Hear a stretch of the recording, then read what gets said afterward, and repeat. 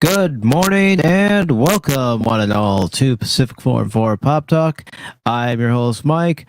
This morning, I have plenty of articles to talk about. Whether we get to all of them, that's another thing. But some of the articles I have lined up this morning are from Battling in the Comics, one of them being a Marvel artist attempts to get a Rippaverse colorist banned. Wow. Colored me shocked that somebody's trying to get somebody that's associated with the Rippaverse banned because, well, they don't agree. You know, we don't agree. Well, we're going to get you banned. We're going to throw a hissy fit because we're not getting our way. We're going to bitch, moan, and complain because we're not getting our way.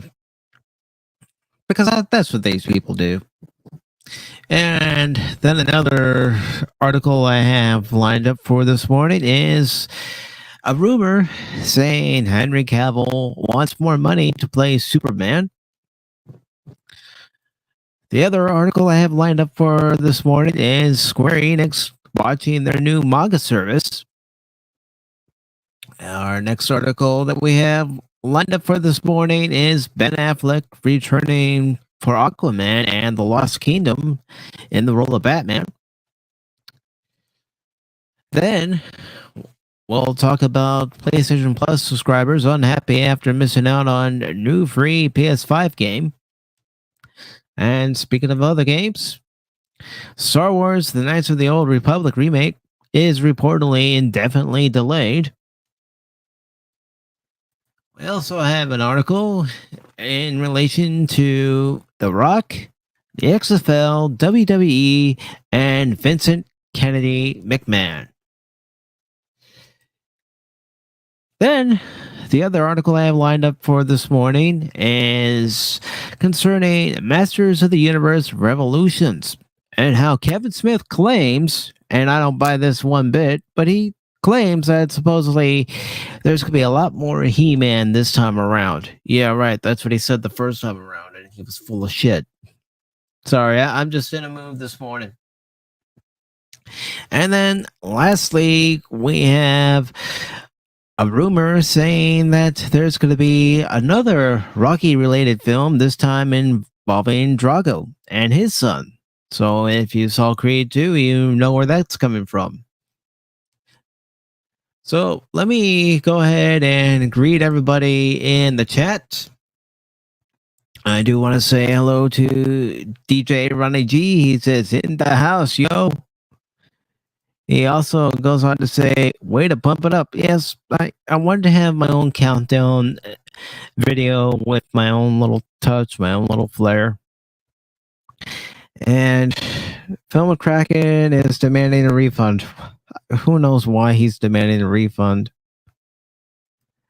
And it feels too sweet. No, Phil, I'm sorry, but you know, you're just not the NWO. You're just not. You're just not. The following announcement has been paid for by the New World Order.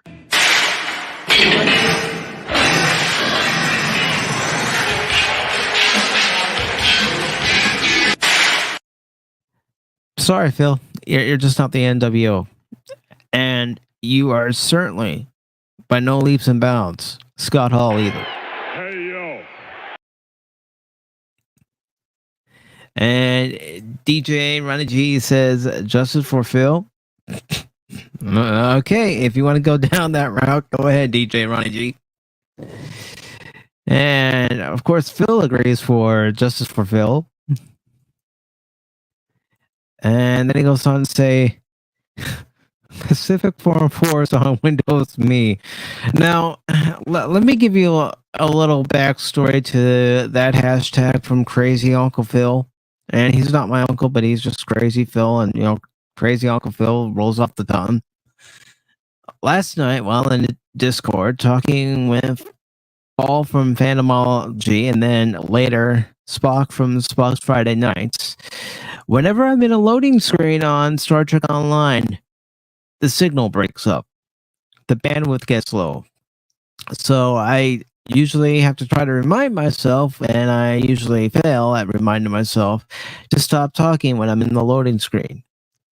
So when I'm in the loading screen, I break up. You only get bits and pieces of what I'm saying, if anything at all. So Philip J. McCracken decided, you know what? I'm going to say that Mike's on Windows 95, Mike's on Windows 98, Mike's on Windows XP. Surprised he didn't say I'm on Windows 3.1. So, yeah, that's where that comes from. You know, Phil being the ultimate troll. He likes to troll everybody. That's what he likes to do. And DJ Ronnie G says, that's mad funny because I used Windows 98 in a recent video. Interesting. Send me the link to that video and I'd love to check it out, DJ Ronnie G.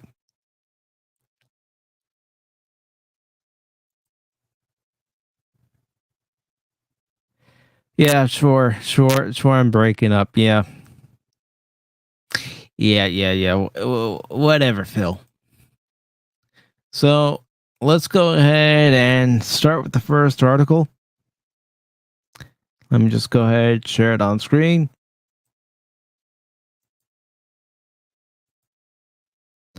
And I'll go ahead and share the link in the chat.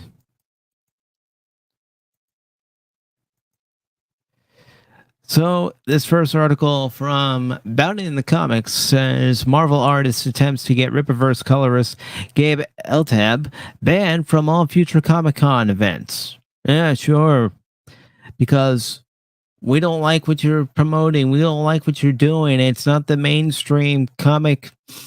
It's like Marvel and DC. Wah. Heck, Reddit even thinks Eric July is part of a hate group.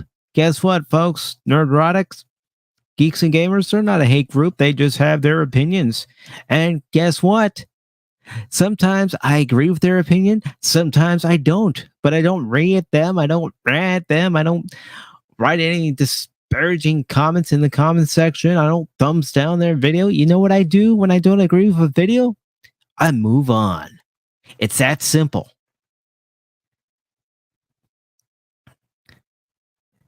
And Phil McCracken says, would I lie to you? My answer to that is yes.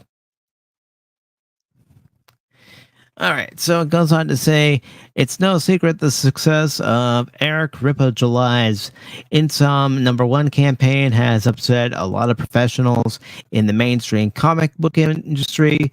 With more than $3.2 million raised for his first comic, Rippa has exceeded what most Marvel and DC employees will make in their lifetimes.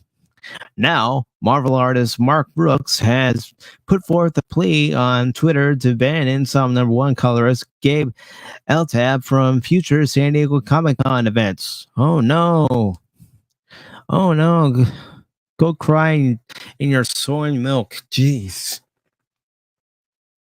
The man was given a job to be the colorist for this new comic book. He took the job and it's a paying job. He's going to take what he can get as long as he gets paid for it. But, you know, all these people want to do is bitch because it doesn't meet their narrative. They keep downloading the same patch over and over and over again. Yes, like I said, I'm in a mood this morning, so I'm going to say it exactly how it is, exactly how I feel about it, or exactly what I think about it. Mark Brooks is an artist relegated to work on a few covers over the recent years, with 3D renderings not suited for sequential production work at a reasonable pace. He has spent countless hours tweeting about his hate for independent creators in the comicscape. Labeling, I'm sure they meant labeling the group. The group alt-right common. Okay, yeah, whatever. Yeah, everybody who doesn't agree with somebody is automatically all right. Guess what? Everybody has a differing opinion. Some people say the Cubs are doing great right now with what they're doing. Other people say they're doing terrible with everything right now. I'm in the latter group. But you know what? That's our opinions. You don't like it?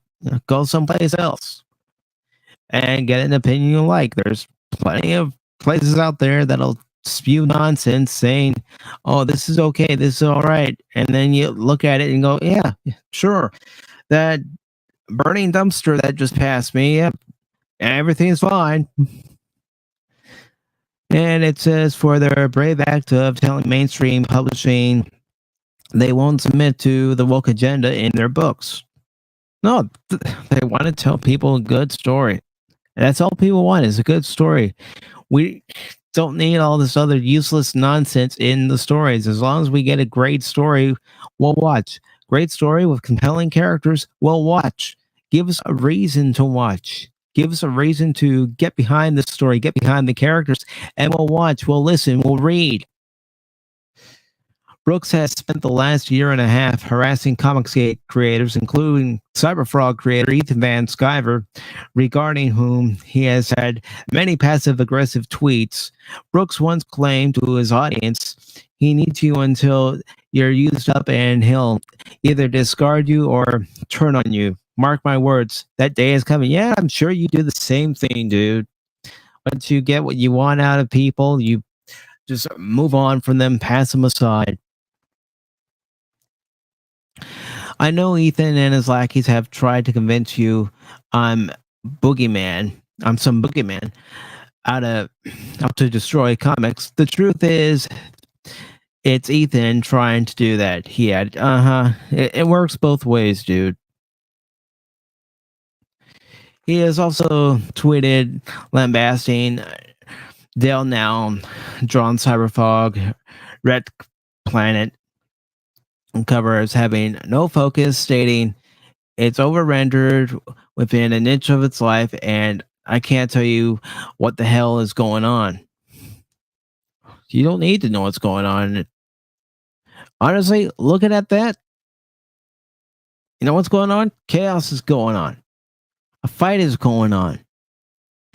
That's all you need to know. And Phil McCracken says he needs to head out. Like has been smashed. And always justice for Phil. Thanks, Phil.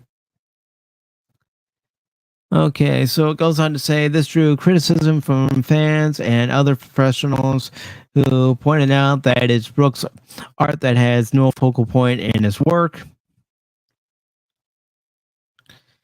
Goes on to say hundreds of people have commented on Brooks' bizarre obsession with Comicsgate, but his multi-tweet ran against Gabe Eltab, the Marvel artist, acts as if he were attacked out of the blue. He also unfoundedly implies that Eltab is not only dangerous but a potential violent threat. Okay, dude. Keep making up stories. In the nearly 800-word rant, really? 800-word rant? Oh boy. Dude, take some Valium. Calm down. Mark Brooks paints himself as a victim, neglecting to state how he has poked and prodded at Comicsgate creators, even small creators like Lord Panatra, a musician with just over 500 subscribers on YouTube, who has been talking about making a raunchy parody book of Cyberfrog called RoboGeo. And it goes on to say Brooks threatened to copyright the RoboShield property. In a Discord message, he stated to Vinatra, "You weren't very smart about RoboShield. For 187, I copyrighted the name and image within 20 minutes." While harassing Vinatra, Brooks gaslighted the YouTuber even further as he claimed to have offered a helping hand. Yeah, right. Helping hand, sure. Nah, he's just sour. He's just jealous of all the success that Ethan Van Sciver's having and Eric July is having right now, and he wants a piece of that pie that he's not going to get. And that's just my opinion.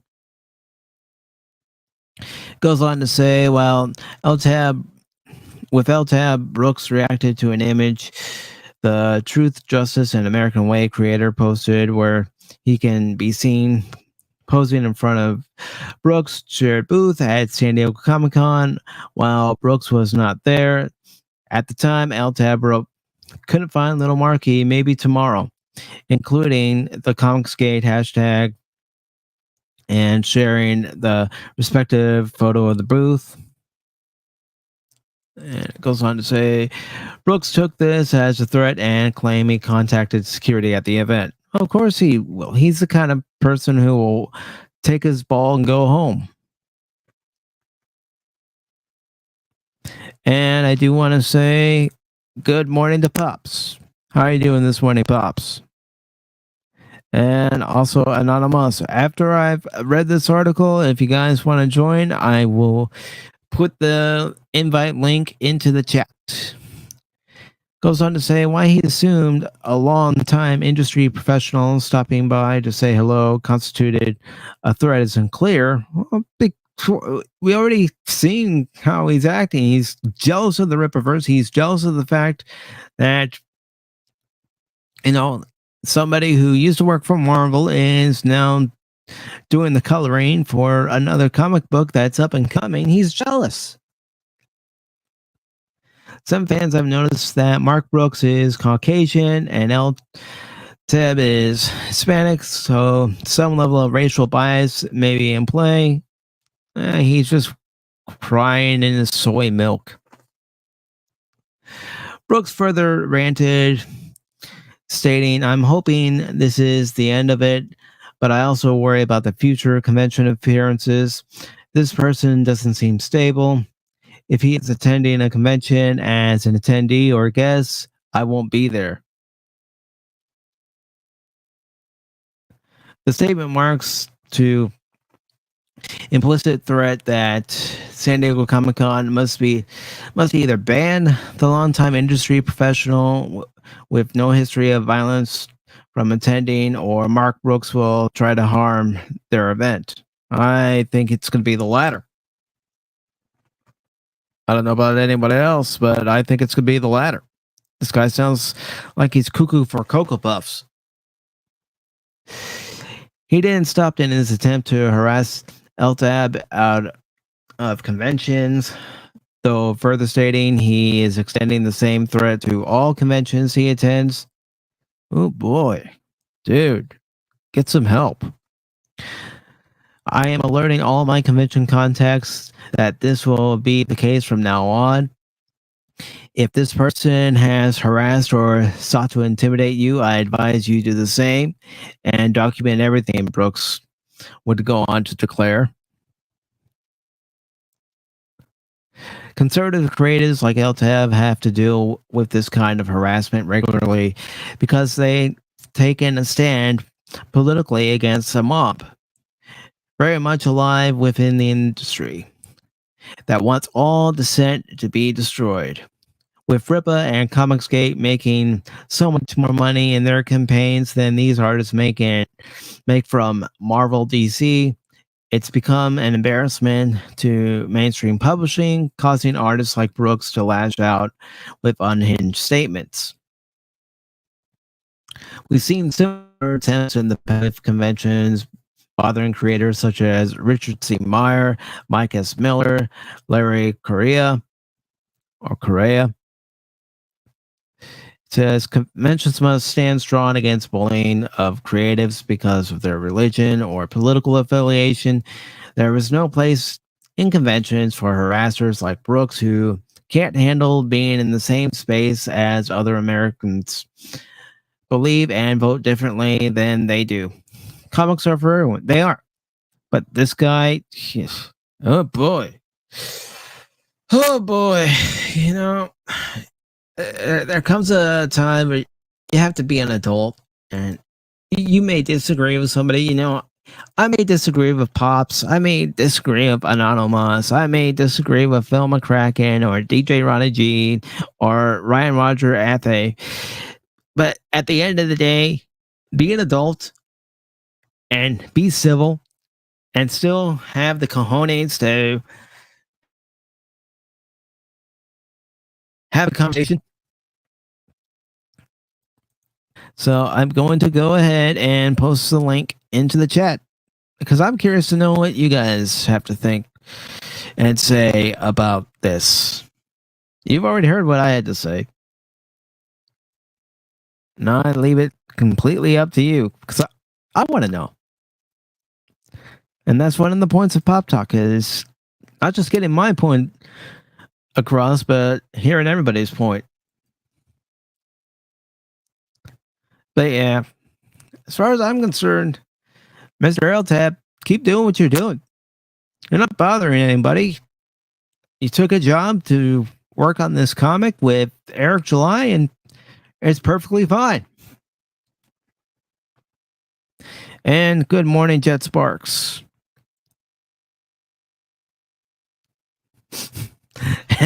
And Pop said, disagree with Pops. That's the thing. I'm not saying it's going to be, but because whenever we're talking, we tend to agree more than disagree. But you know, you never know. I may be in a mood one day, like I'll admit I'm kind of in a mood right now. And regardless of what anybody says, even if it makes sense, I'll just be in that mood to disagree.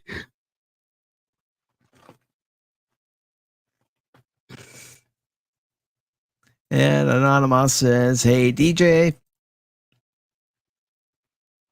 But yeah, you know, it's petty when you have to get down to saying, oh, this guy's threatening me. He's threatening harm. And the guy's not even doing any of that. It's just pathetic. And good morning, Anonymous. Care to sound off? No. Good morning, man. No. Good morning. Good. One. I missed half of that, so I don't want to sound off. Basically, this gentleman right here is working for Eric July, and he's the colorist for his comic. Yep. Well, Mark Brooks, former Marvel colorist, is throwing a fit and thinks that Gabe should be banned from any future conventions. What's his reasoning? Because he's part of Comicsgate. He's alt-right. He has a different opinion. And good morning, Ryan and Roger 8th. How are you, sir? Hello. Well, it's nearly 4:30 in the afternoon in the UK, but yeah, I'm doing well. Just came across your stream. And yes, we are seeing the establishment at play, trying to cut off the legs of their opponents, so to speak. Cancel culture. Mhm. It's an evil thing, folks. It's evil and it's real. Yeah. Well, of course, it's they can't have an independent thinker and creator succeed. So they have to. It's not, and you know, it's not just him saying this. It's his ilk that they get together, you know, talk in certain forums or certain text each other, whatever. Just, you know, they communicate with each other, and hey, they got a plan. They want to get rid of Eric July. They can't have this. He's dissent against the message, dissent against the ideology. So yeah, I definitely think that if it keeps going like this with the Rippaverse, he could bury Marvel and DC medium to long term. If the money pours in, if the people, if the customers, the tens of thousands of them, are impressed with Ice Storm, it could be the foundation for the next generation of the comic book industry into the 21st century. In fact, I have a video coming up. It won't be for another few days at least, and it's called My Thoughts on Comics. Are they thriving or dying? It'll be an interesting conversation or talk. But I think the Rippaverse, to give you a little hint, I think the Rippaverse could reinvigorate the comic book industry and replace Marvel and DC in the medium to long term.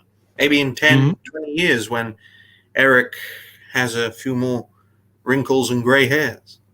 Oh, you'll get some. That's for sure. He plays his cards right, and he manages the Rippaverse, correctly, and expands and brings in more characters, makes his universe bigger, and as long as the stories are good and the art is good, the content is right, people will flock to it. Comic book guys will flock to it. They're dying for something good. Oh. Obviously. Image doesn't sound as Rippaverse. Image or Rippaverse. And in regards to the Rippaverse, new characters could come along from fellow creators such as ourselves. I mean, I got a character that I've thought of for years. I couldn't really think of a name for it other than the Plastic Lord, because it's made out of plastic. I have a model for it somewhere I could show you. But it's basically made out of plastic, wants to take over the world, take over all the oil, and make plastic creatures out of that oil. Yeah. Think of an entire person that embodies the civilization. Imagine if Micah, PACIFIC414, had the physical and mental power of 8 billion people. How strong that creature would be. That's the kind of creature that I'm talking about. Thankfully fictional. Hello there. Good morning, Jet Sparks. How are you, everyone? Yeah, Doing good. I really saw the conversation with I really want to really congratulate Eric July for creating the Rippaverse, and it gives a lot of hope to me as an aspiring writer myself, because again, I have essentially a new superhero, and I mean, again, this kind of stuff, like seeing stuff like all the older Marvel DC characters and even Power Rangers, that's the sort of stuff that sort of inspired the heroes that I've created, and just other parts of my own little universe of characters. And it's just this is what I kind of live for, and it just really shows that the success of the Rippaverse. It shows that people like me can achieve something great, but of course they want to go against it and say, "Oh no, everything like them, they need to be woke and whatnot." That's not how everything should work. If you're not with the message, you're not like a part. You're not a true creator. I mean, you know, it's a shame that we can't let bygones be bygones. Okay, you disagree with me, I disagree with you. Let's move on with our life. This isn't something to get worked up about. No, people get worked up about it. You see it on Twitter every freaking day, and you even see it on YouTube. Where people get worked up out of. Because pop culture can inspire people to change the world if they have enough financial means, and the will to do it. That's why I think that for every story that is destroyed by those who have infiltrated all the franchises we love and enjoy, all of those stories have to be replaced by our stories, inspired by the things that were destroyed. We all have it potentially in us to create the next Lord of the Rings, next Wheel of Time, the next Star Wars. It's just a matter of having an idea, having a story. It may not work. A lot of story ideas do fall by the wayside, but it's like it's like you've got a target and you're shooting at it with a machine gun. If you can't get it properly, you mostly miss, but some shots you hit, and hopefully they become very profitable. Hopefully. Exactly. And any of us who have taken the time to edit our videos knows how time consuming that can be, but we're trying to get it just right.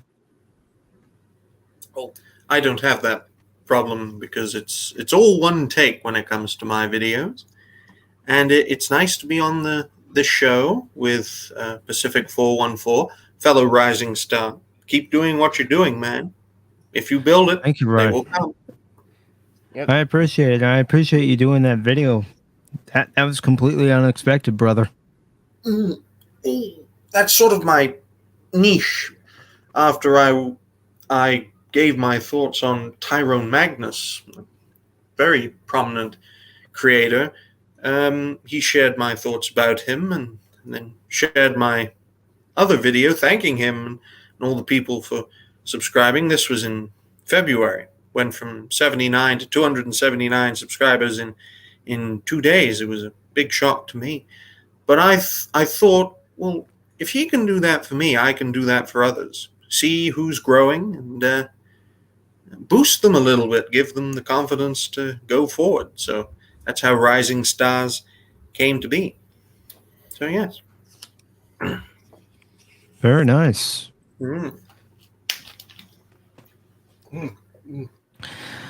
So, do you guys have any other thoughts on this whole, I'm going to call it a debacle, because that's what it is in my opinion, where you have somebody who's just sour about the fact of someone else's success and someone else that's actually part of the success?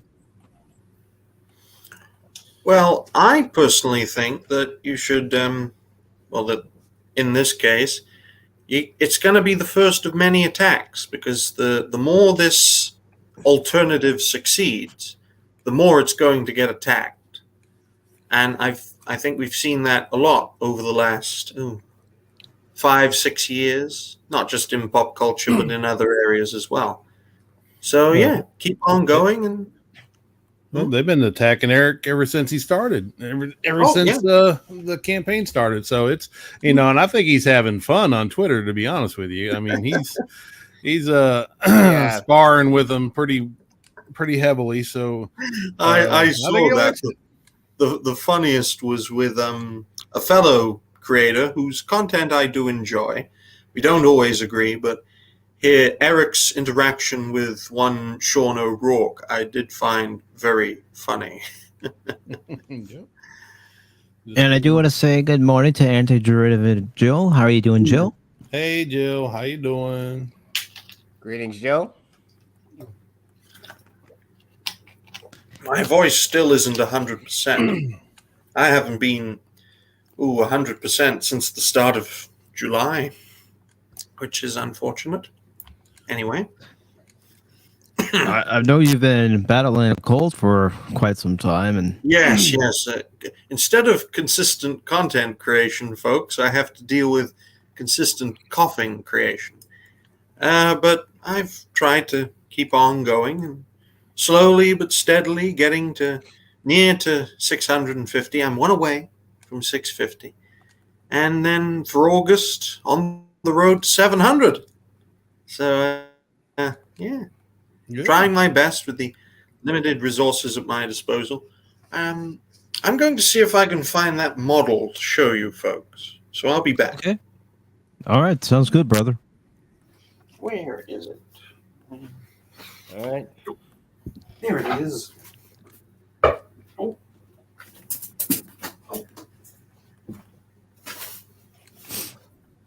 Oh, there's nothing worse than dead air, folks. That's why I always try to speak.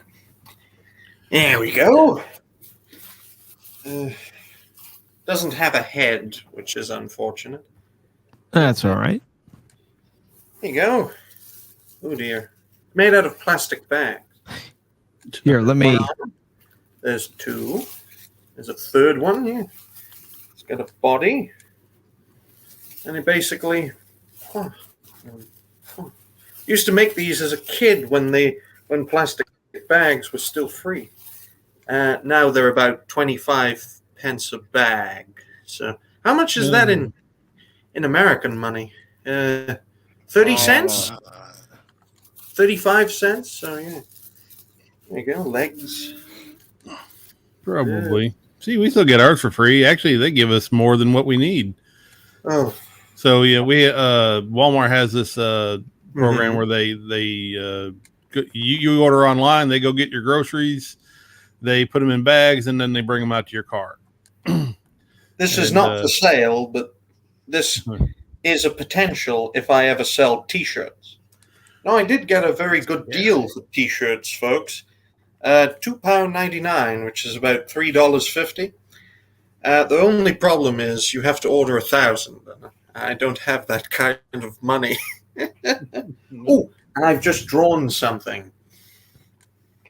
An airship with something to, well, what's the word? Transport the airship. So there you go. Nice. You just have me on full screen, so I'm trying to show everyone stuff. It's not a problem. Oh, so has everyone been having a good day? Yeah, so far I ate a pretty good breakfast. Oh. What else? I don't really have much else to show. Anyway, I'm just checking my video schedule. I got 2 more videos to make today. The first one was my thoughts on capybaras. Second video will be on cockatoos. And the third video will be on Steve Bannon. All right, I'll definitely check them out. I enjoy watching your videos, Ryan. Oh, Yep. thank you.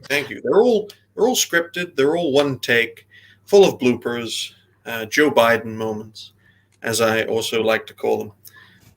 But yes, keep on going, keep on growing. And if you haven't started a channel yet to speak your mind, what are you doing? It's not that hard. It really isn't. Although I That's do what I- understand. Oh, go on. When I started this channel, it was first centered around the Chicago Cubs and doing a recap of each and every game I'm able to watch and giving my opinion. And there are times I didn't hold back, and I still don't hold back.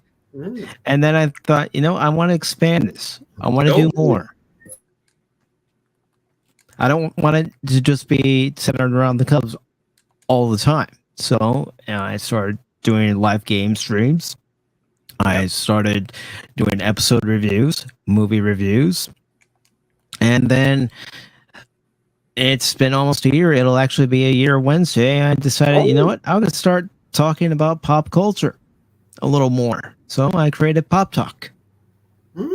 I just got interrupted by my father. I forgot to tell him that I was on a stream, so blooper. I'll keep it in there. Well, I'll tell you this, folks. This is my second run on YouTube. I failed the first time because I just gave up. Went from 2 subscribers to 36 subscribers in about 4 months. From September 2020 until January 2021. Is that 4 months? October, November, December? Yes, it is 4 months. And then I decided to start again in late October 2021. Giving my thoughts, taking suggestions. Rising Stars came along later. But my first video, folks, may surprise you, was about a bus strike in my local area. And it was the foundation for where I am today. Made nearly 1,000 videos. The vast majority of them were made since late October. And hopefully in August, I passed the 1,000 video threshold. But yes. You'll make it. Hmm? You'll make it. I know you will. I'm sure that for some people making videos, being a content creator, because I don't like the word YouTuber. I mean, it sounds like you're being pimped out by YouTube, doesn't it? I'm a YouTuber. No, you're a content creator. Yeah, it does seem like a greater term, though. But now it just shows that now I think somewhat this pendulum swinging back a little bit because we're putting the U back in YouTube. Because we're just trying. It's all about broadcasting yourself, but now it was like trying to gear everything toward all those corporate channels. Right. That's why I encourage people, be creators. There's strength in numbers, and we need all the help we can get. Sure, it won't be easy as we get more and more people. Scheduling will be very difficult for live streamers. Yeah, especially because I know everyone has other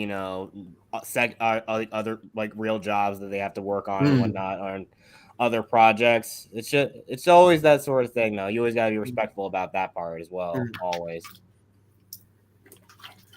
Yep, I'm the same way. I got a job.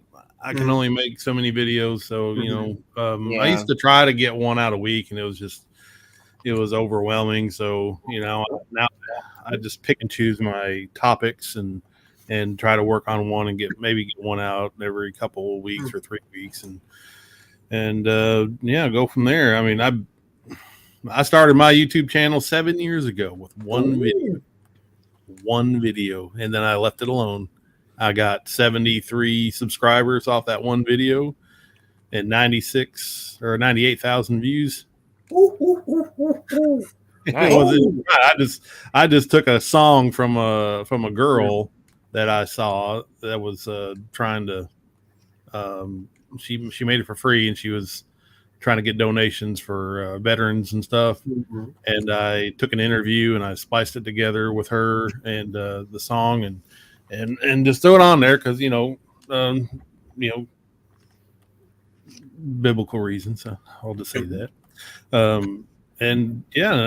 wasn't looking to make a YouTube channel, but I thought it would be really helpful to put that song out there and tell everybody go buy her, go donate or buy her song so she'd donate that money to the charities and stuff. And then after that, I'd post a video every once in a while. My best friend made a version of the Simpsons theme song, and I posted it on there. Didn't get a lot of traction, obviously, because I was such a low YouTuber or whatever. And yeah, go check that out. That was a pretty fun little theme song. And then after a while, I just I started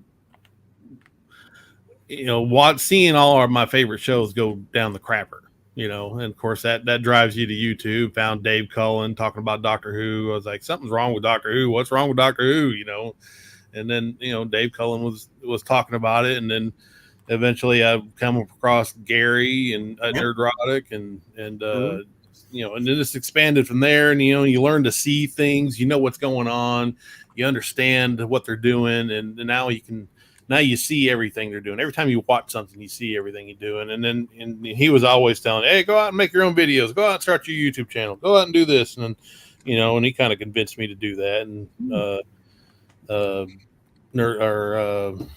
Brightest Day was encouraging me to go do it. And so I started doing it. I started making videos. So Exactly.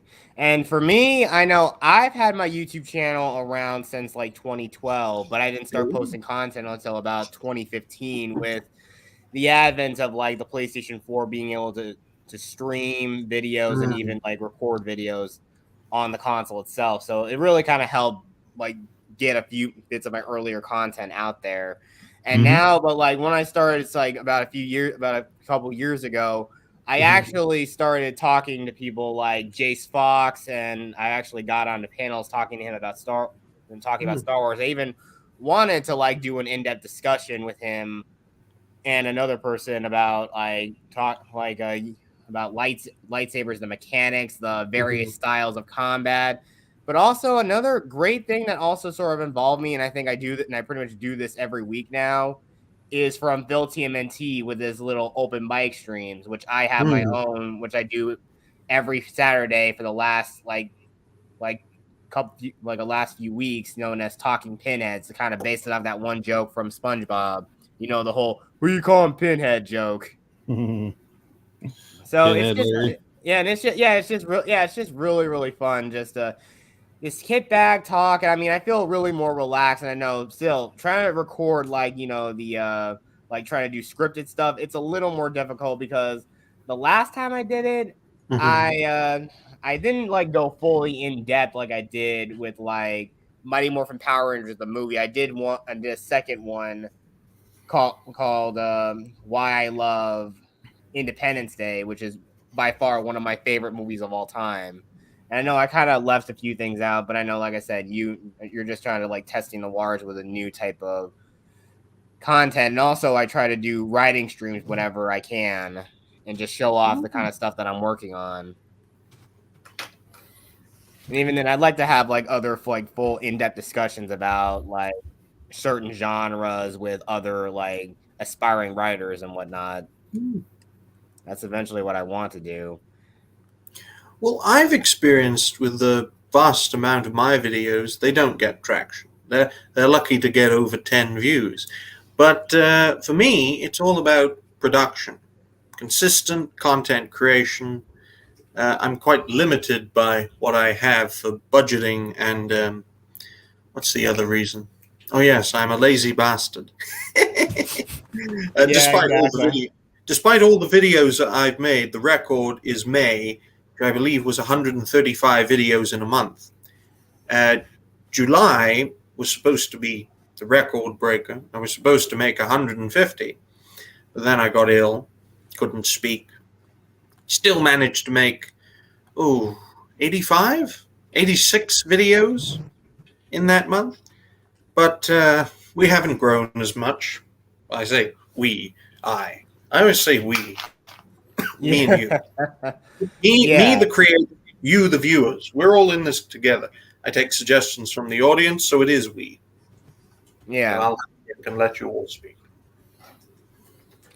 Yeah, the only thing that I don't notice a lot of my channel is like there's sometimes very little interaction. I know there's a couple people who are subscribers and I think both of them are mods. I know two of them are like two really good friends of mine that I've met through PlayStation Network, and like they are probably the two bestest and most loyal friends I could have ever made.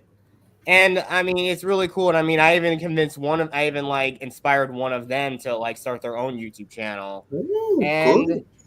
And also, yeah, one of my other friends, I'm really proud of for him too. He also, and with a little help from Phil as well, we got him to a little over 100 subscribers. So I'm gonna try to see if I can post his channel. So anyone who's watching, go check this buddy of mine out. He also does like March Madness. Heck, he even like posted a new video just this morning for Splitgate. It is crazy when I saw it. Well, we need, as I said before, we need all the help we can get.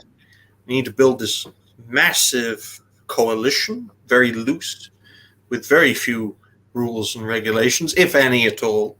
We're all united in our opposition to an establishment that wants to destroy our pop culture.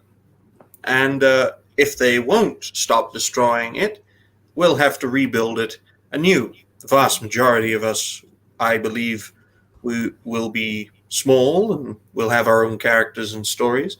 But a few of us will get through and become big names, and their stories will be well known. I mean, we all start somewhere. Ananu, I can't pronounce your name. Anonymous. Yeah. You talked about Dave Cullen, Computing Forever, great creator, whose main channel, Computing Forever, got purged. That's going to happen more. People are going to get purged. That's why we need all the help we can get. You say things they don't like. I mean, one of Gary's Nerdrotic's first big shout-outs was from Computing Forever. And that's why you get all our opponents saying that we're ists and phobes and other slurs, which are completely untrue, because we're in the pop culture war, which is one part of the wider culture war. I don't know how much you guys know about that, but it's been going on for, how long has it been? 6, 7 years? Ever since the election of the Orange Man, basically. And a lot of those people who were in those in that conflict. Thankfully, no one's died. I really enjoyed, and they're purged. They're not on YouTube, Twitter. Well, at least not most of them are gone. They've been pushed into the ether, and I think that might start happening with the pop culture war. Because, as Andrew Breitbart once said, politics is downstream culture. Well, I take that further and say that culture is downstream from popular culture. And if we can make our stories great again, another play on a well-known quote, then we can save the world, or at least our countries. Well, think about it. When we grew up, we we watched movies and TV shows with moral messages, right? Good versus evil, doing the right thing. Um, uh, there's all kinds of stories out there with moral implications, and everything wasn't. I know there's black and white, or there's gray areas to all this stuff, but and a lot of those writers and producers, they were pretty good about drawing the line between what's right and wrong in our stories. And we grew up learning this. We grew up wanting to be Luke Skywalker because he was right. He was the good guy. We wanted to be the good guy. And we learned morality. If you didn't go to church, you didn't read the book, then most people learn their morality through pop culture, through the stories that meant so much to us. And that's where I was when I was a kid. I didn't become a Christian until much later on, through past all that. And a lot of those themes that I grew up with they're not biblical, but they are. I don't know how to put that, but the stuff that I learned from that being good versus evil, right versus wrong, translates into religion. And but these kids nowadays, they blurred those lines. They're always blurring the lines, and even I'll go so far as to say that they blurred the lines, and now they have crossed that line where good is evil and evil is good. And these kids that are growing up with this is how they teach them. This is how they convert them. This is how they change everything, our society, through the children. And it's going to lead to a giant disaster. You were going to say something, Sparks? No, sorry. I'm sorry. Yeah, the kind of thing is, I actually really kind of I've been kind of getting into these strange dilemmas about it, because on Instagram, actually, I actually have an Instagram at JustParks373. Go follow me there. But the thing is, that whole moral quandary. I know, bringing up the whole thing about I know this is probably something somewhat unrelated, but it kind of ties back into the idea of the whole right versus wrong thing. Why is the whole sort of double standard? If a guy loses his virginity, he's a stud, but if a woman loses it, she's basically, a harlot, just to put it in more biblical terms of the word. But the thing is, I've said this, is that nobody should be giving themselves to somebody freely and casually because they got urges. I know that people do, but it's better to just save yourself for someone who you actually feel connected to. But of course, there's somebody out there who, obviously, the types of people who post racy pictures of themselves, they can't. Somebody like this, people like this, two women who can't stand those kind of things. And when that worldview is challenged, they really go on the attack. They really just go on the attack on you.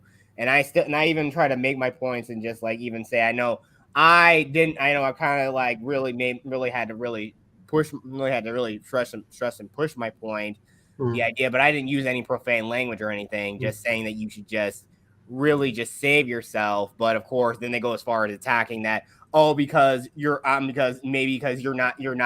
just jealous because all those good looking guys and girls, you're just jealous of them and whatever. No, if your personality is just I'm pretty or I'm good looking, there's nothing else for going for you in life. All you really are is just banking on the fact that you're just attractive, and that's it. Yeah, that sells.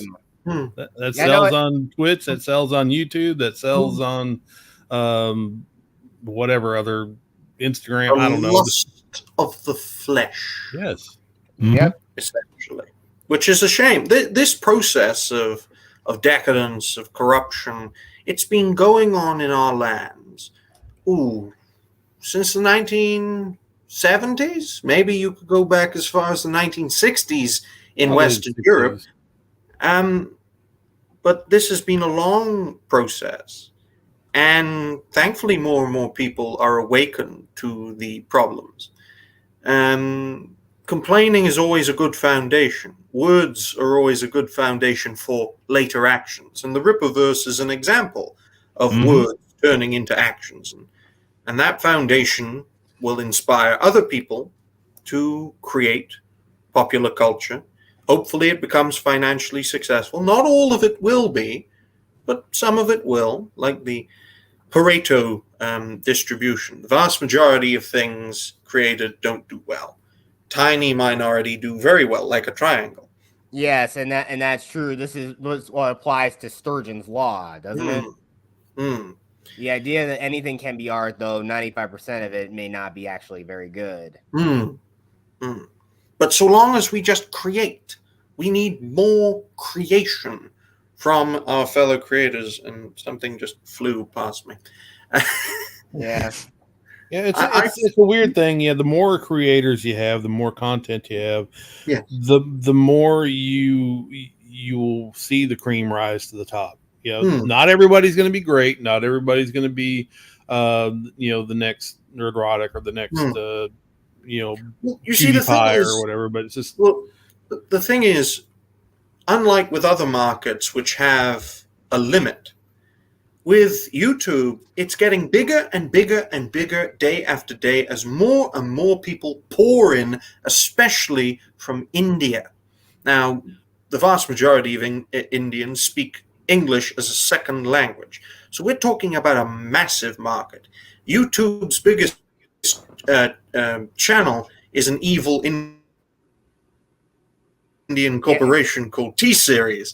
I mean, that shows you that the market is growing, not just with India, but other countries as well. I think Africa will be a big potential market in the future because the vast majority of Africans in sub-Saharan Africa do speak English as a second language, as well as French. Yes. But we got this massive market of potential creation as we move away from, say, more European and more Western-dominated culture. And we're going to see different perspectives from India and Africa as well. And hopefully they don't buy into this bloody bullshit that's all this wokeism culture. Go on.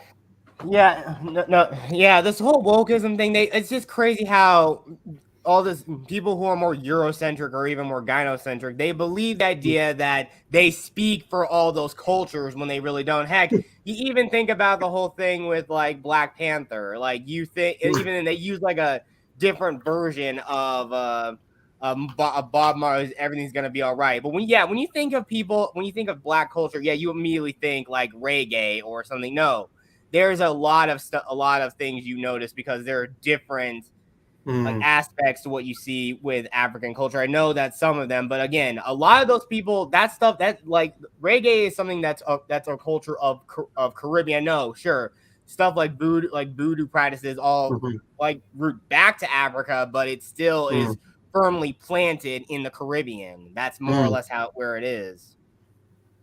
I tell you though, the woke ideology, it's very patronizing to, I think, non-Western people, especially those in the third world. And if they ever do try to export wokeism into the third world, they're going to be in for one hell of a shock. Because exactly.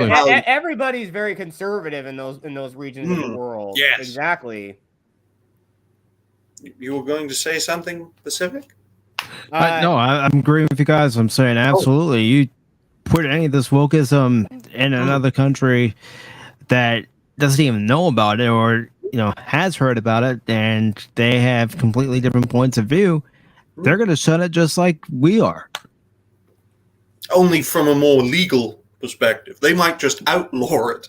So if you if you talk about these things, that you're a criminal and we'll send you to prison, and if you still talk about them, exactly. Like you think all that stuff. Like you think people like you want to ban people from being like Christian, Christian people from places like Anime Matsuri and other like conventions. Yeah, people who are very devout Muslims, they would see everyone in the West who goes to these places as weirdos. Even all the girls who are dressed very, very risque in some of the cosplays they wear, they would call these women harlots. That's what they would do. And anyone who's like gay in the in Western world, they stone you in the Middle East for being for that. Like, so you want to talk about this stuff? You want to in their countries. Women are treated like second-class citizens. You can't, like in Saudi Arabia, you can't even go outside without being escorted by a man anywhere in the world. I mean, it's just like, but you here in Western civilization, you have the right, especially here in the United States, you have the right to make yourself, because again, life, liberty, and the pursuit of happiness. Do what makes you happy. Just as long as it stays within the confines of the law. If you're doing something unlawful, but you say it makes you happy, no, all you're gonna do is end up behind bars. That's just how the system works. Mm-hmm. And that's the process. We go incredibly devout to so many people. So many people actually depend upon these things. That's why they watch these films. They read comic books. If that's taken from them, it's like there's a hole in the heart that needs to be filled with great storytelling. Thankfully, this hasn't happened beyond the West. I mean, just look at Japan for effective resistance to this madness. But hopefully we create new stories, and hopefully those people in those countries that are still developing, that have plenty of problems, just like Europe and America had to deal with for hundreds of years, especially in Europe. But hopefully they build a culture that can aid the world in wiping out woke ideology, because it is, to use one of their terms, it is toxic. Literally is toxic. Absolutely. Yeah. I mean, look at, the previous story that we just talked about, how just because one person who doesn't agree with the political views of another, and because he's doing a comic for the Rippaverse, he's going to read to the heavens. I need to use the loo, so I'll leave you three to speak. Okay. All right. Yeah, but like I said though, we have really the whole core root of like wokeism now is that they see everything, even though there practically are no more. Most social ills are pretty much gone now, but they're essentially just grasping at straws and trying to indoctrinate kids and trying to tell them that everything is bad and the whole thing is rigged against you.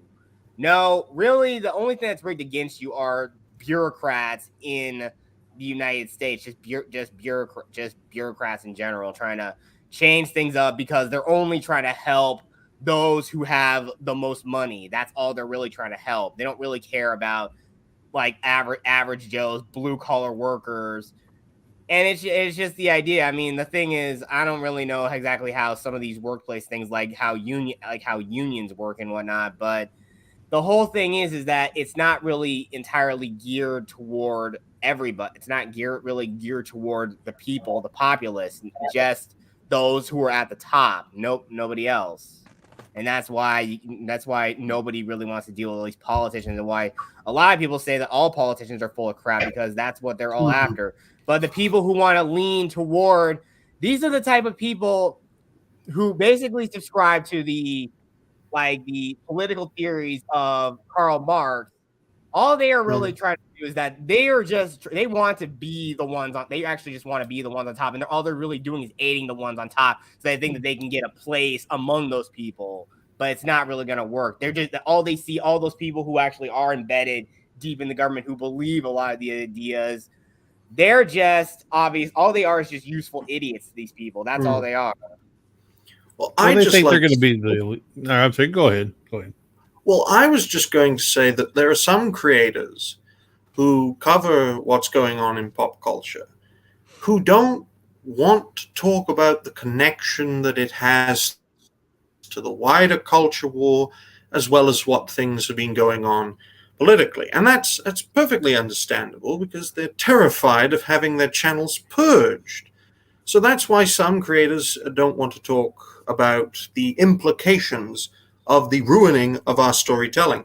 I mean, pop culture is not my prime, what's the word?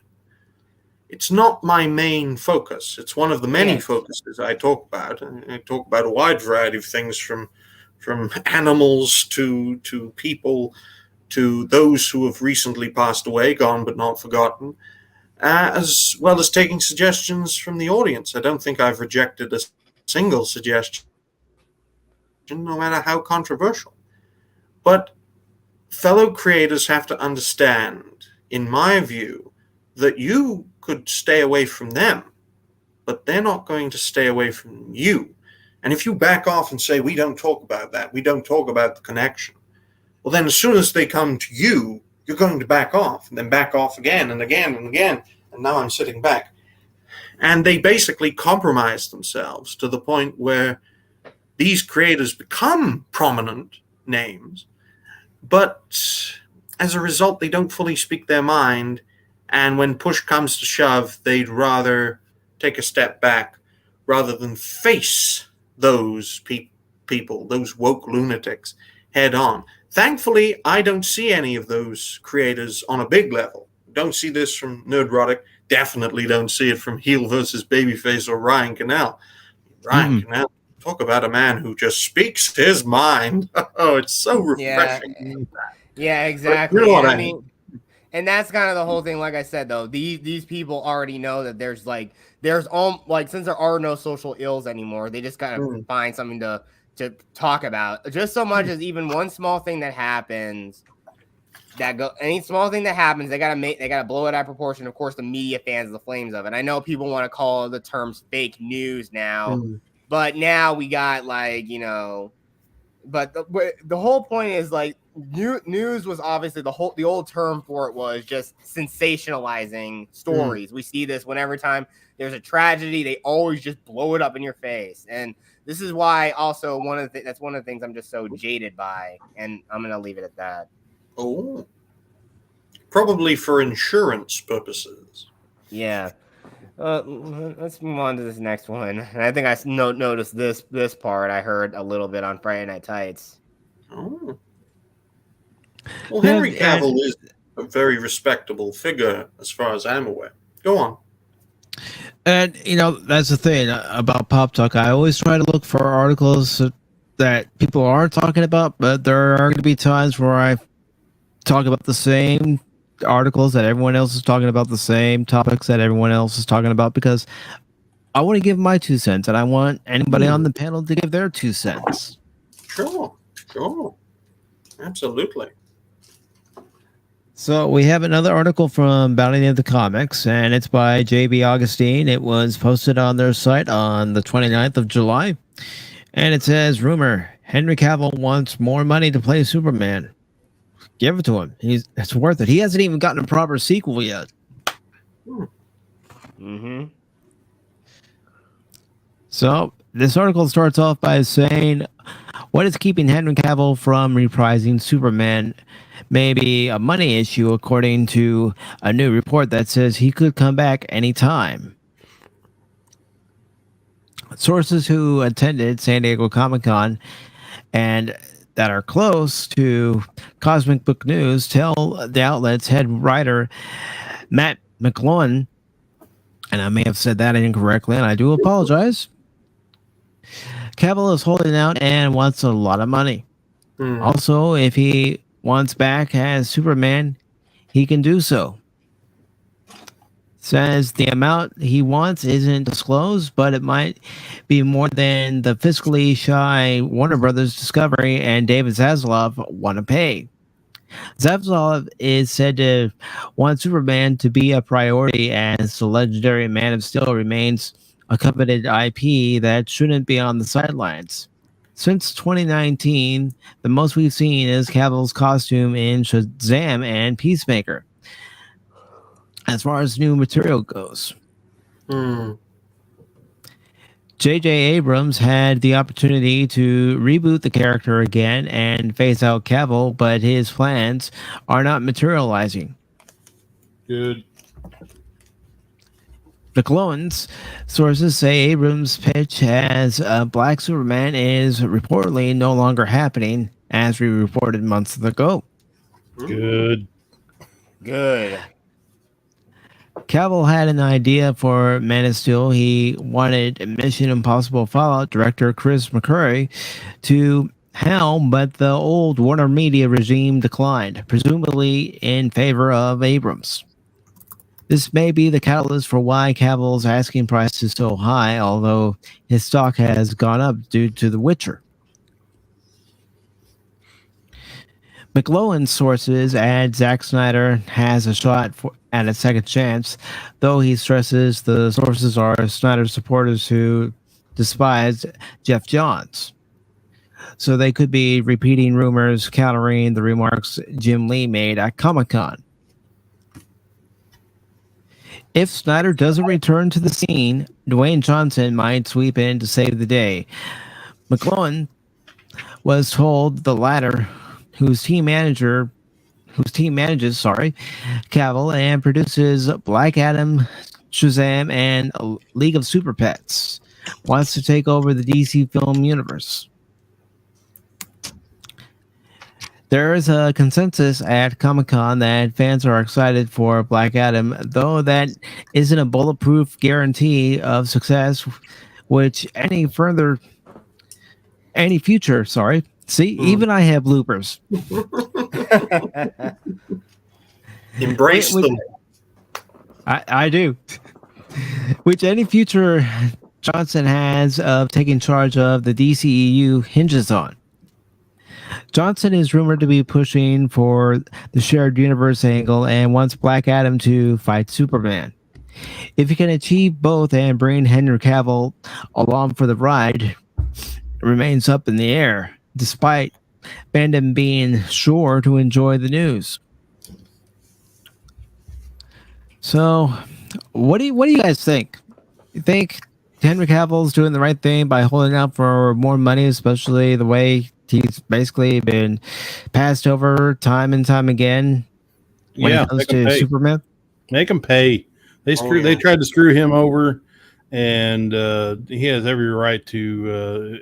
He knows he's a popular Superman. Everybody knows he's a popular Superman. So he has every right and every inclination to make them pay more for him. Then do it. Just. Yeah, exactly. I believe the exact same thing. I mean, also again, he's already in high demand. I think there's even a possibility he may be involved with a possible Mass Effect project that's happening. Ooh. And of course, we already know that. Yeah, he also plays Geralt in the Witcher Netflix series. And of course, he's also well known in like Mission Impossible. Is he going to be in the next one or no? I can look it up on IMDb to see if he's in the cast. The thing is, though, I don't think this is going to hurt him, but he's also going to be in the Highlander movie that's in production now. And from what I know, me personally, I don't want that. I don't want them to remake the Highlander, and a lot of other people don't either. So, will that hurt him? Him probably not, but the chances of them making a flop with Highlander is a good possibility, and that may hurt his status in Hollywood. Yeah, just respect your fans, and you'll be as popular as Henry Cavill. Exactly, and that's what not a lot of celebrities are doing. I mean, the same thing with like Ryan Reynolds. The guy is just fun. I think the guy's just fun, just talking and just making a bunch of really corny stuff just when he speaks. Like again, I really think the guy deserves his own late night talk show. That's reserved. That's reserved for comedians turned journalists. Oh, right. Well, what about Letterman? I mean, he's been a comedian all his life, right? Still a shill. Well, I don't know though, but I mean, seriously, at least Ryan Reynolds was funnier. He actually did that cold opening as Deadpool better than Colbert ever did. I know about Stephen Colbert because, or Colbert, as his actual name is, because Yeah, he's from the United Kingdom, and back in the mid to late 2000s, when I was a kid, he would be trying to make people laugh on British television, and no fucker liked him. So he went to the US, where people enjoyed his stuff more. yeah, but I know one thing. But lucky you guys got people like Graham Norton to laugh at, don't you? Oh, Yeah. and but I think also maybe we think we stole Craig Ferguson. He's Scottish, isn't he? Sounds like it. I think so. I can't be too sure about it. My memory is not what it once was.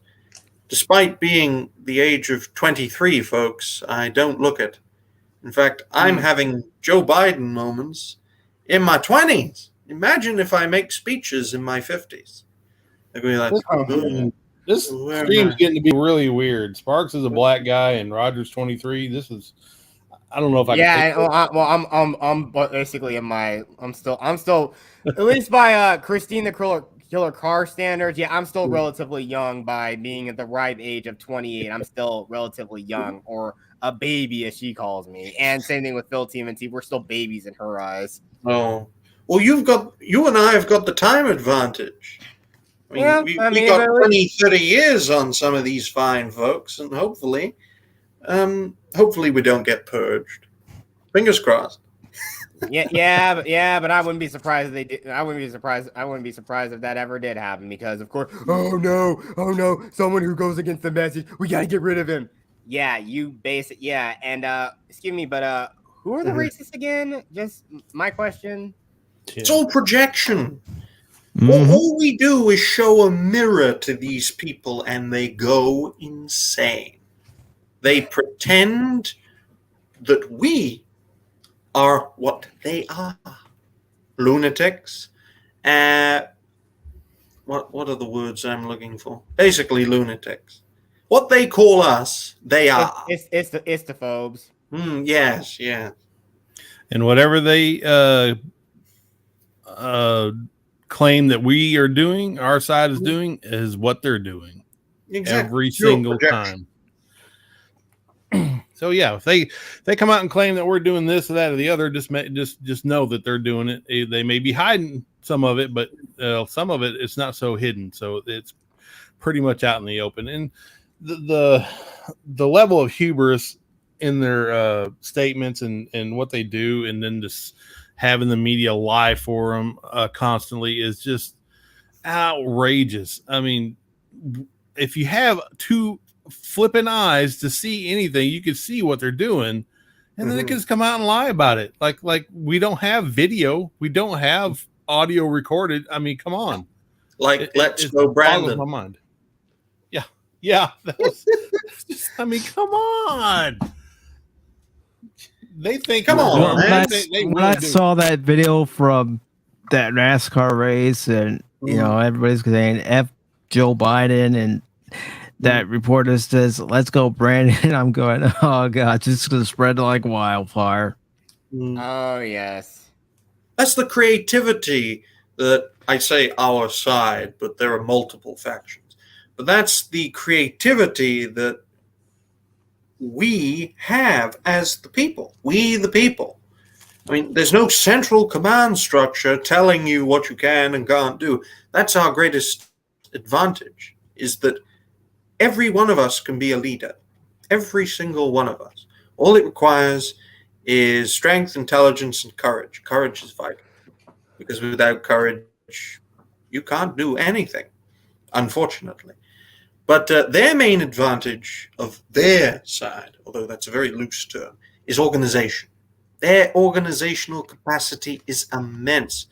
Just look at the Summer of Love, 2020.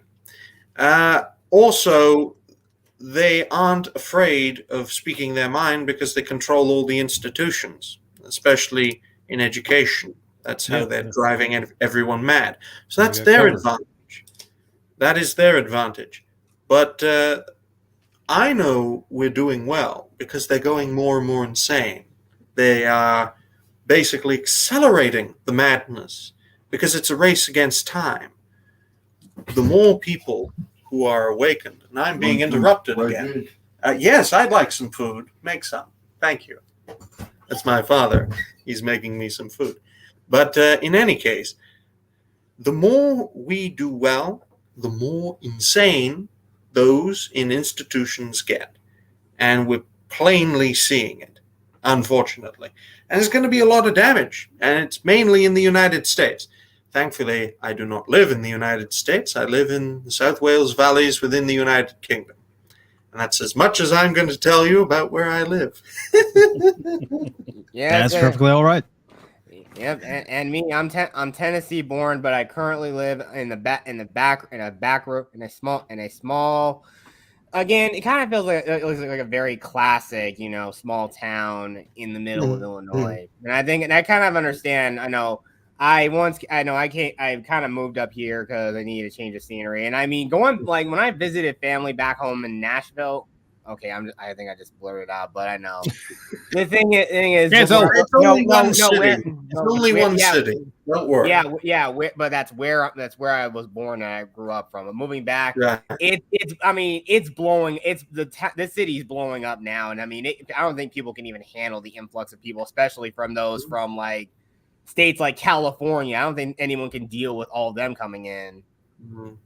And I think you even heard I think I even heard a thing from a podcast of the Lotus Eaters, Sargon of Akkad's new channel. There's a bunch of people who are going to Mexico and living down there because the rent is very cheap, and they're still treating it like it's California. And hell, all the people who are native down there, all the native Mexicans don't want them there. They say get lost. Yeah, they don't talk about shoe on the other foot, eh? Exactly. And I like what Joshua Flynn is saying here. Don't follow me. I'm too screwed up to be a leader. All right. That's worthy enough to be a leader in my book. Definitely. So long as you're courageous enough and you inspire courage in others, you're a very good leader. You don't have to be smart to be a leader. You certainly don't have to be strong physically to be a leader, though it does help.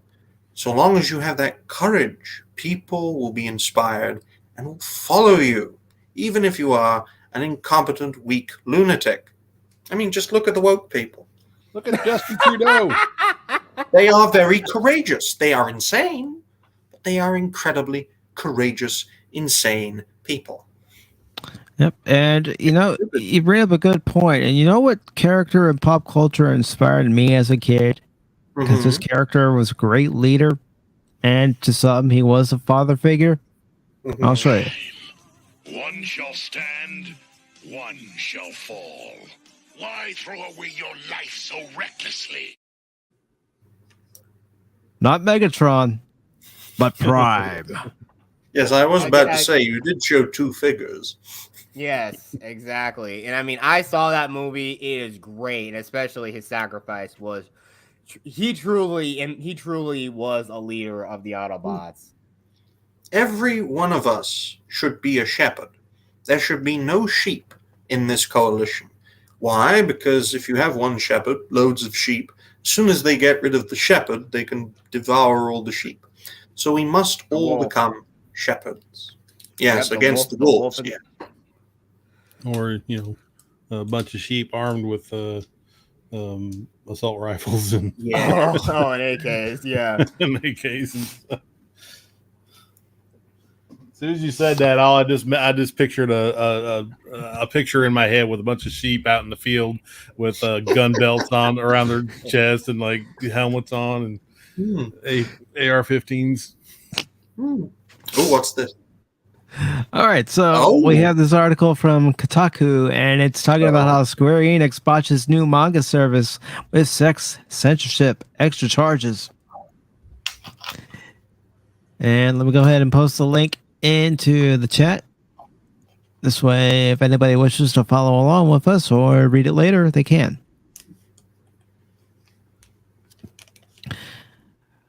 All right, it says if you were wanting to read My Dress Up Darling on Manga Up, you'll have to deal with a lot of censorship bars. And this is by Isaiah Colbert It was posted on Thursday on Kotaku's website. It starts off by saying, yesterday, Square Enix launched the English version of its new online manga service, Manga Up. But within 24 hours of its release, users have voiced outrage over the app's aggressive censorship bars and monetization practices. First launched in Japan in 2017, Manga Up features licensed manga under Square Enix, such as Goblin Slayer, Soul Eater, and Full Metal Archivist. However, users noticed that manga titles with more adult content, like sex-positive series, have censorship bars over its characters. This led users to upload screenshots from Manga Up's app and voice their outrage at its heavy-handed censorship.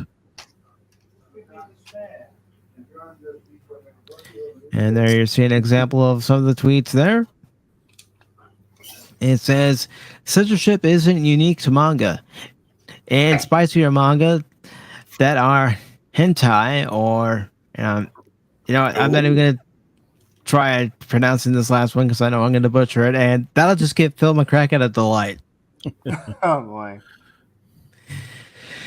Intimate manga panels utilize censorship bars to cover up penises.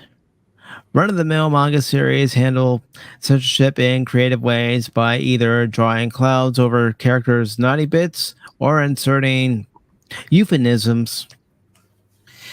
They can also go the nuclear route by having their series feature a boatload of fan service, like with Hiro Mishima's Fairy Tail. Usually, licensed manga don't actually show the ins and outs of sex scenes. Manga with mature ratings that do depict sex scenes have a tendency to not get too detailed about what's happening, save for Berserk. In bookstores, these manga are plastic wraps, so curious customers don't see what's contained inside its pages. Each series on Manga Up comes with a content warning. For example, Full Metal Archivist content warning informs readers that the series includes murder, self-mutilation, religious themes, and discrimination. Oh. While bloody battle scenes and smoking don't get the anime shadow effect treatment on the app, series like the sex-positive manga series My Dress Up Darling have huge censor bars over anything that could be considered risque. Basically, any cosplay Marin Kitagawa wears in the series. And, I'm still in the shallow end of the manga and anime pool. So I'm still trying to get used to pronouncing Japanese names correctly. Why try? Why try? Because, you keep For the trying. bloopers. For the blooper. Exactly. Ryan gets it. According to Manga Up's official Twitter account, that use of censorship is Square Enix's way of appealing to mobile platform policies for a wide array of countries like Indonesia. The biggest Muslim country on earth, folks, Indonesia. Mm-hmm. Just remember that. In consideration of each mobile platform's policies, some modifications were unavoidable to release the app to the whole world outside of Japan. This is not limited to only English-speaking countries. Manga Up's statement read, "We are still in the early exploratory stages and will strive to improve while listening to your feedback." In lieu of Manga Up's current censorship status, the company concluded its statement by encouraging users to support manga artists' work by reading uncensored manga available on other manga reading platforms. Basically, if you don't like our product, don't buy it. Mm-hmm. Censorship isn't the only thing that's put Manga Up in the hot seat online. In contrast to the Show and Jump app, which charges users $1.99 a month with a daily reading limit of 100 chapters, Manga Up has experienced points and microtransactions as if it were a video game. What? This isn't Fortnite. This isn't a free-to-play game. This is a bloody app. I know. And this isn't an app put out by EA, who's notorious for charging people for extra add-ons. It says on Manga Up, users have an 8-chapter daily reading limit. By completing chapters, users gain experience points that they can use to read more manga chapters. These experience points are split up into 3 categories: up points, XP, and coin. If users wish to deep dive into their favorite manga, they'll either have to accumulate enough points to do so or purchase experience points coins from its shop. Hey, guess what, folks? We're coming out with this new app. It's pay to read. Oh, God. Yeah. Oh, what next? Pay to breathe? I wouldn't be surprised. Many ideas. Or paid it. No, but I gotta say one thing. Pay to take a step. Sorry, guys, but I think Mr. Crab may have beat you guys to that one.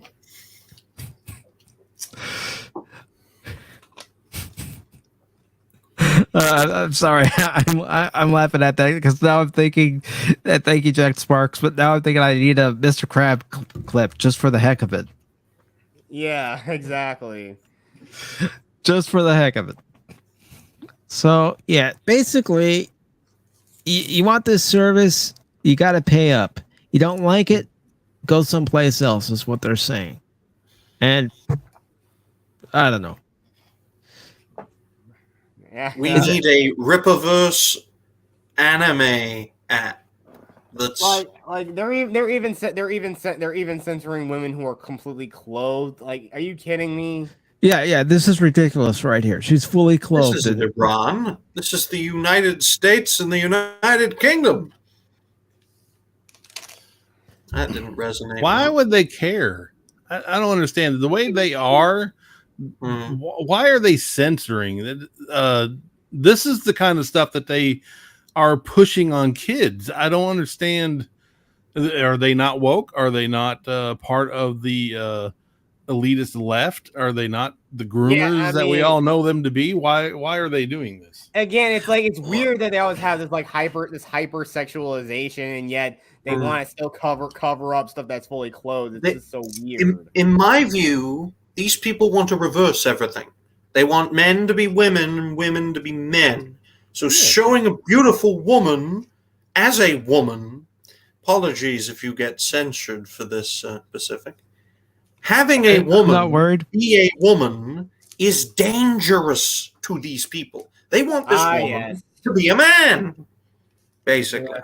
So if she had boobs and a big giant schlong, it'd be okay. Uncensored, except in the Middle East and in every Islamic nation. Pandering to people that basically will tell you, get out of our country. Exactly. Pander to people, and they support people who would throw them off a building at the first sign of any infidel, issue. Yeah, exactly. Because Islam hasn't changed since its foundation in the 7th century, when it was just Arabia, fully united under a single rule.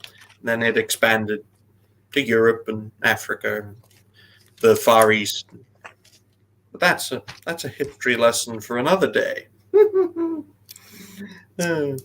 Anyway. Yeah, and also keep in mind, this is Square Enix. They're also trying to censor Tifa from Final Fantasy VII. Oh, Tifa! That's kind of ironic because I think that Star Wars girl cosplayed as her at Anime Matsuri just a couple days ago. Yeah. But also, isn't there another game that they're coming out for called Project Eve from Korea, I think? And somebody got mad and wanted to cancel that game, but the character looked gorgeous. So what? As long as she's a bad, and you're also gonna. I think they also kind of gave the option of you can or can't you have the option to censor or have it non-censor for Bayonetta 3. It's At least there's a small compromise there with that. But I mean, why? I mean, that's the whole point about her character. She is very sexual. She is very sexualized. But the thing is, she does it as a way. She's also very domineering. I mean, you've seen the kind of smackdown she puts on some of the enemies in the other games. Like, come on, you gotta be kidding me. Pops isn't in the discussion, folks, because he's on his farm with all of his wonderful family. So that's probably why he can't speak with us. But it's great to have you here, Pops. He's just passed 1,000. I think no, he's just passed 1,100 subscribers, and hopefully he can get to 2,000 subscribers by the end of the year. For that, we can only hope. I think he will. Pops does great content, great live streams. His Tuesdays streams with Loki and Ironcaster are great. His Pop Talks are great. I mean, having him come on my channel more than once, and it's been great to have him. And I say this come to on all my channel. He doesn't come on my channel. Don't as Loki says, don't take it personally. Nobody ever comes on my channel. I'm such a pariah. Hey, if you ever need a guest, and then Mr. Mass, you know where to find me. Twitter, Ryan man, I'm just teasing, man. I don't do live streams. All right. Well, neither do I. I'm not live yet, or one day maybe. Well, like I said, I do my own open mic stream every Saturday. So again, I always love to have people or guests on there. Heck, we talked a little bit about the rise and fall of G4, that I did with True Dot Games, and it was a very fun thing. And heck, he even told me that G4 was what inspired him to start his YouTube channel years ago. When a woman who pretended to be a man lectured men who were actually men on how to treat women, and it caused it all to crash and burn. What a shame. Look, it's kind of ironic. Look, the thing is, the only way you could really ever truly be a guy who respects the ladies is one, you grew up with older sisters like I did. And that's just the weirdest thing, though. But I mean, given how insane people are nowadays, women would expect expect guys to do literally everything now. It's like, yeah. Well, guess what? One, I know how to cook and clean and even do laundry. But guess what? If I'm in a relationship with a girl, guess what? I ain't doing it for you. I'm doing it for myself. You do. If you can't even do it for yourself, why should you even ask someone to do it for them? Why should you even ask someone to do it for them? That's equality right there. Exactly. Do your own laundry. Do your own dishes. Exactly.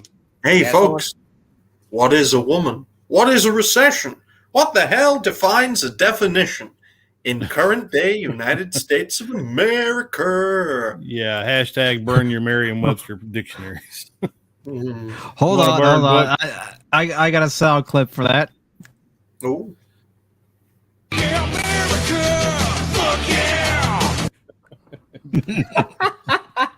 Seriously, Matt and Trey, we need another one of those movies, please.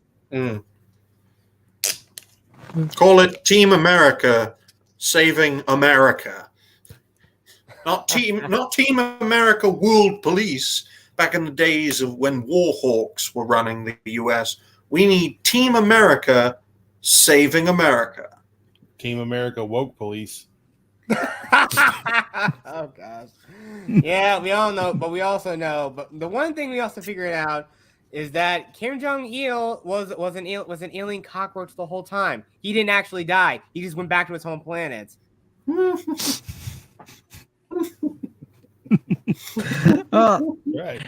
Now, if that's not a Men in Black reference, I don't know what is. With the wonderful Tommy Lee Jones and what was his name? Will Smith. Yeah, the man who loves smacking him, who backtalked his wife, who basically threw him under the bus. The cuck. Yeah. Yes. Exactly. Again, I think I called him. I think I called him the Black Jack Murphy. Yes. Yeah. Somebody edited that photo, and then what? I mean, again, that slap. I mean, at first I thought it may have actually, since we've all been like prior to all this woke stuff. I mean, we already know the Oscars were just like were pretty much like so like nobody really cares about it anymore. So it's become so irrelevant. I thought they were just doing it for publicity, but it turns out it was a real thing. But of course, the great thing that came out of it was, of course, everyone memed the heck out of it, and it was too good. I think I like the best one where like Chris Rock just backs away and does a damn roundhouse kick on him. But the establishment does something unplanned, completely out of the blue, saves the award from irrelevancy. And what does the Alliance of Alternatives do? Take the piss out of it with miraculous, marvelous memes. That's what we're best at. Yep. I mean, hell, I can't even clip videos, which is a shame. I tried once, but I couldn't really get it to work properly. I don't edit anything, and now I'm going to have a drink before I have a coughing fit. All right, while you're doing that, I'll go ahead and move on to the next article for this morning, or now afternoon, depending on where you are. Man, you need to bring pizza. We're all hungry. Bring your own pizza. Bring your own pizza. I'm good. I ate breakfast. In fact, I cooked my own breakfast. Nice. Never eat on a live stream, folks. Otherwise, you could turn into the next Nikocado avocado. Avocado. Yeah, with a side of Albuquerque boiled turkey. By the way, Jet Sparks, what did you have this morning? Out of curiosity. Air fried turkey bacon, scrambled eggs, and some toast that I made in my oven. Oh, Sounds good to me. I had about half a kilo of meatballs and sauce, which is about a pound's worth in American weight. Swedish meatballs. We're in sauce. Nice. And some bread. So that after I've had the meatballs, I wipe up the sauce. Always good. Always yeah. good to do. Yeah. Oh, look! Good news! Knights of the Old Republic is indefinitely delayed. Yay! Another thing that they wanted to ruin, but won't ruin for a while yet. If ever. You never know. Oh, and if you want to play the original, download it from Steam. Yeah. Or if you're like me and you have Wi-Fi, Xbox. Mm-hmm. I have old technology. Everything here is at least 10 years old. Connect, Xbox, television, lights, fan. The fan barely works. I have to, sorry to delay you, Mike, but when I press the fan on, it doesn't turn. And it happened on one of Pops' streams with all the other wonderful creators. I had to spin it around to get it to work. And I called it a bastard. Or a bastard. But yeah. Problems. Sorry for derailing. No, that's all right. I'm just laughing because you're saying you have to spin the blades. I'm thinking, what are you getting ready to take off on a plane? Yeah, you got to prime the prop. And it's annoying, especially in the summer when it's very warm. Yeah, you guys don't have AC. You poor guys. I feel for you. Well, at least I live in a brick house, unlike most Americans who live in wood huts. You got a brick house. Do you? Falling apart, but it's a brick house. At least you own it. It's a brick house. Ow. All right, so let's go into this news. Star Wars Knights of the Old Republic remake reportedly indefinitely delayed. Woohoo!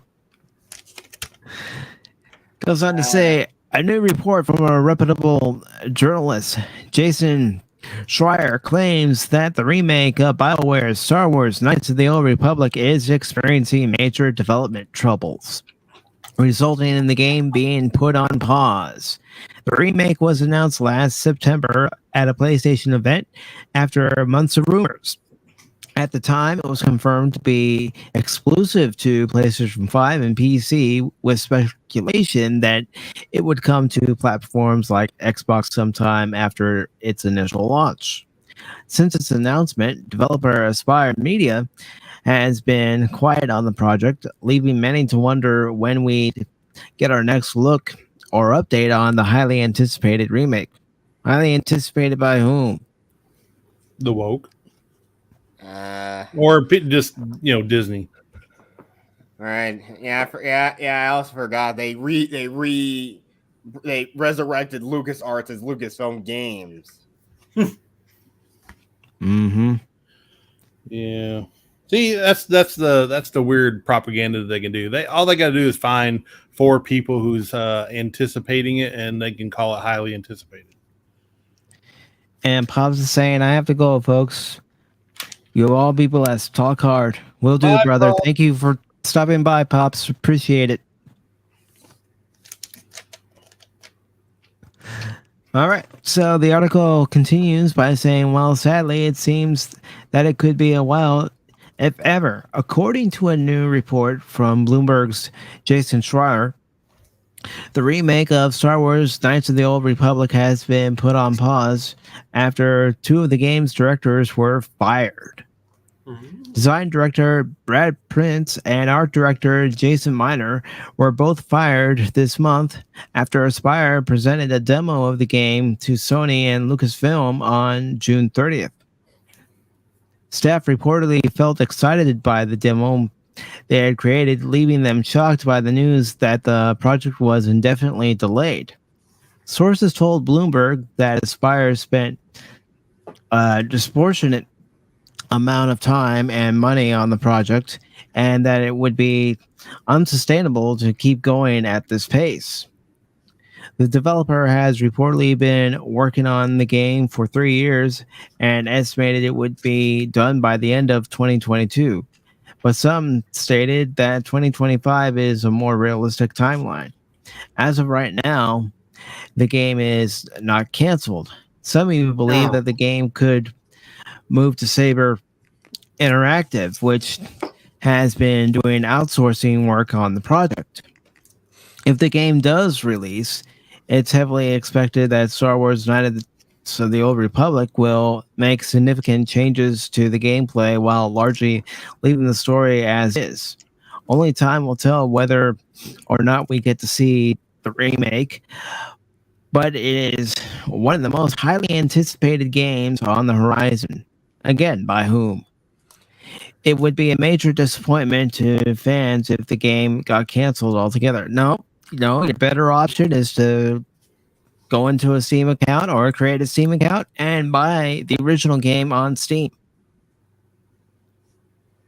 Why is this game being made by a different company? It's not being made by BioWare. Or Obsidian. No, it's not.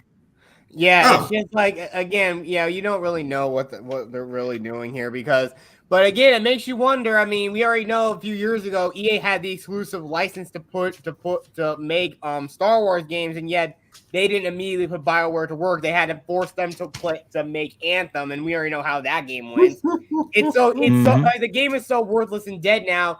It's being sold for a penny at some GameStops. Hey, games like Anthem and Fallout 76 made Greedfall look good. And I quite like Greedfall. But if Greedfall had been released in 2014 or 2015 instead of 2019, if it had been released alongside Dragon Age Inquisition and The Witcher 3, it would have been despised as a crap game. But also you gotta understand there's a danger to outsourcing. You gotta understand you can outsource a game if you're trying to port it to another system. But if you're outsourcing, look what happened with Mass Effect Andromeda and the mess that came with that. I'm sorry, my face is tired. I'm emoting. I'm a human being. I played that game And oh god, it was my introduction to BioWare, Mass Effect Andromeda. I thought it was an okay game at the time, and then I played Mass Effect, the original, and I thought this game is so much better.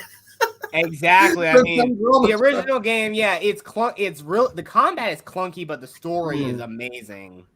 And the But characters in regards to Knights of the Old Republic, the original is good for its time. It has aged, of course, but it'll look like Jedi Fallen Order, but they'll change the story. They will to reflect current modern day times. Yeah, Yep.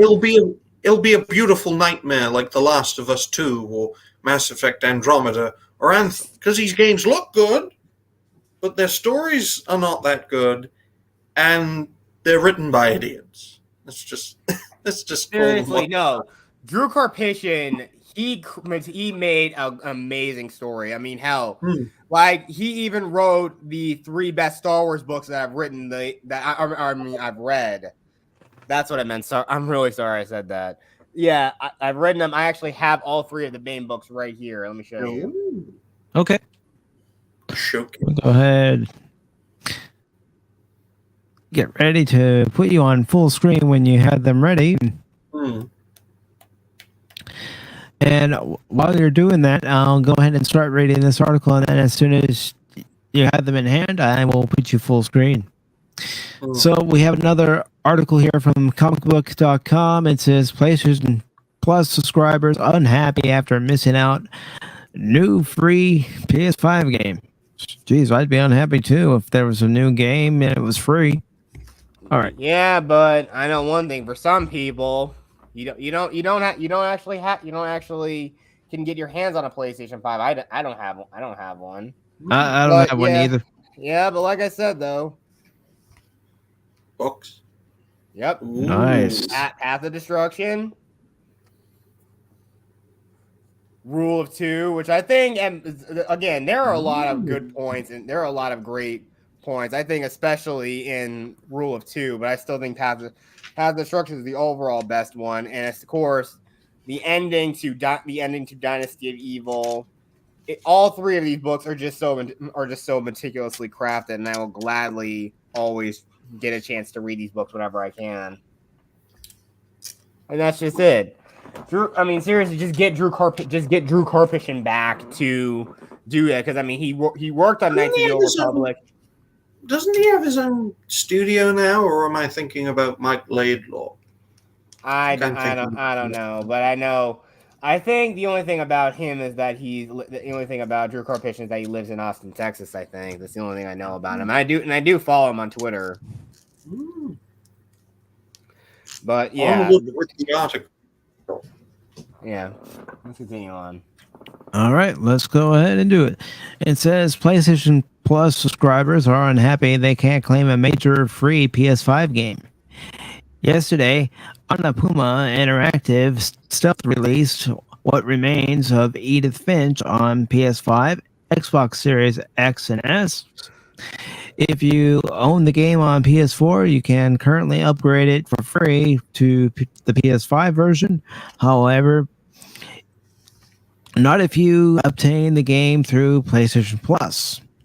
Back in May 2019, the PS4 version of the game was made free through the subscription service. Naturally, many downloaded it. In the past, PlayStation Plus games have been exempt from free PS4 to PS5 upgrades. Other times, it's been allowed. It's unclear why there is an inconsistency and who makes these decisions, Sony or the publisher. But PS Plus subscribers aren't happy, whatever the case. Buy physical media. Yes. If you can. I know in some circumstances, it's only available through digital means, and that really sucks. Yep. the article continues by saying it's worth noting that sometimes when this happened in the past, the decision has been reverted not long after, though only after some public pressure. In other words, we will keep you updated as the situation evolves. In the meantime, if you want to play the game on PS5 and don't natively own the PS4 version and thus qualify for the free upgrade, you will need to fork over $20, a pretty standard price point for a high quality download only indie game. For $20, you get one of the best games of 2017 and a game that boasts Metacritic scores of 88 to 92, depending on the platform. A narrative driven adventure game. The game is only 2 to 3 hours long, What? which is it's not even worth playing as far as I'm concerned if it's only 2 to 3 hours long. I want games that have repeated playability. You know, Right. I play it once, I want to go back to it and play it again and again Yeah. and again. Mm. But yeah, I mean, 2 to 3 hours long, which is certainly on the shorter side, but critics and consumers alike don't seem to mind when it was nominated for many Game of the Year awards in December of that year. And I do want to say hello to Gap After Dark. Gap, if you want to join the conversation, you know you're more than welcome. As always, we will update the story when and if the situation evolves. In the meantime, for more coverage on all things PlayStation, including the latest on both the PS4 and PS5, plus PlayStation VR and PS Plus as well, click here and yada, yada, yada. Mm. But yeah, I can understand why people are unhappy, but on another side of things, for a game that's only 3 hours long, it's not worth it, even if it is free. Exactly. PlayStation, in my view, throughout its history, has always been good at making games, especially exclusive games, to such an extent that you have a faction of PlayStation users that are terrified when they lose their exclusivity. But PlayStation is really limited by the fact that it's a great gaming company. But games consoles do so much more now than just play games. I mean, Xbox tried to gamble on that fact with the Xbox One. They fell on their ass because, gamers want a gaming console, not an all-round entertainment system that can be a games console, a computer, a television so you can watch Netflix, a streaming platform where you can be a content creator using Upload Studio and then release your videos to YouTube, or a live streamer via the Kinect on Twitch. That's what Xbox tried to do back then in 2013, and they failed because gamers didn't want that. But as regard to this, PlayStation is trying to create its own Game Pass, and it's, in my view, beyond their field of expertise. Because when Microsoft got its ass kicked with the Xbox One, they realized we must return to the focus on gaming. We don't have many exclusives. Our gaming library is not as big as PlayStation's. So what the hell are we going to do? Backwards compatibility and the Game Pass system. And that's how they innovated. Yep, and that's exactly the reason. That's pretty much the reason why I have my Xbox. And I think cloud gaming, which basically has killed the Stadia. It never had a chance. And I mean, it's just like they literally. It's like Google tried to kick the door down, but it broke both its legs trying to do it. While Microsoft, Steam, and Nintendo, Sony, and Nintendo were just sitting there laughing at them. But the cloud gaming system with Game Pass, in my view, has greatly extended the life of the Xbox One. I like the Xbox One. I even use it for live streaming appearances. Not in this case, because it would have taken too long to set up. I'm using the Chromebook, where I have admittedly used Stadia. I know I'm very embarrassed, but to me at least, the Xbox One had so much potential. But because people at the time didn't want an all-round entertainment system, they wanted a games console, it failed as a result. Exactly. To such an extent that Xbox doesn't have the Upload Studio system anymore. Xbox, through Microsoft Edge, you can't even put videos on YouTube. I can't, using the Xbox One on Microsoft Edge. You can't do it anymore. That's why I had to switch to Chrome technology and away from Windows, because I wanted to use my Xbox and use that technology to be a creator. Unfortunately, I couldn't, and I had to move on. But yes, PlayStation is going to have a hard time adapting to become an entertainment system, whereas Xbox has more experience in that domain, but they're focusing more on gaming as opposed to the other areas. That's why Game Pass is so successful as a result. Hopefully it continues. And it's good for me because, I know we should embrace physical media. We should. I mean, look at this. This is just an example. Yeah, But VHS. as someone who tries to keep his costs low, Game Pass is a fair deal, in my view. Although it's like browsing through the television channels. I mean, there's so much here, but there's nothing worth watching. I mean, sometimes I feel that way. Although there are plenty of good quality games, but I do sometimes feel that way. Even on streaming services too. There's so much. There's got a massive library, but you just don't know what to watch. It's kind of ironic that now we used to have a cable and now it's with streaming now. It's such a shame. But PlayStation, I've felt since it started, has always put good quality gaming first. I mean, the PlayStation 1 practically killed the Sega Saturn. The PlayStation 2 practically killed the Sega Dreamcast, I personally thought that console was great. It was the Sega Dreamcast. Sorry to go off on a tangent, but in my view, the Sega Dreamcast was supposed to be the PlayStation killer, and in that regard, it did. But then Sony released the PlayStation 2.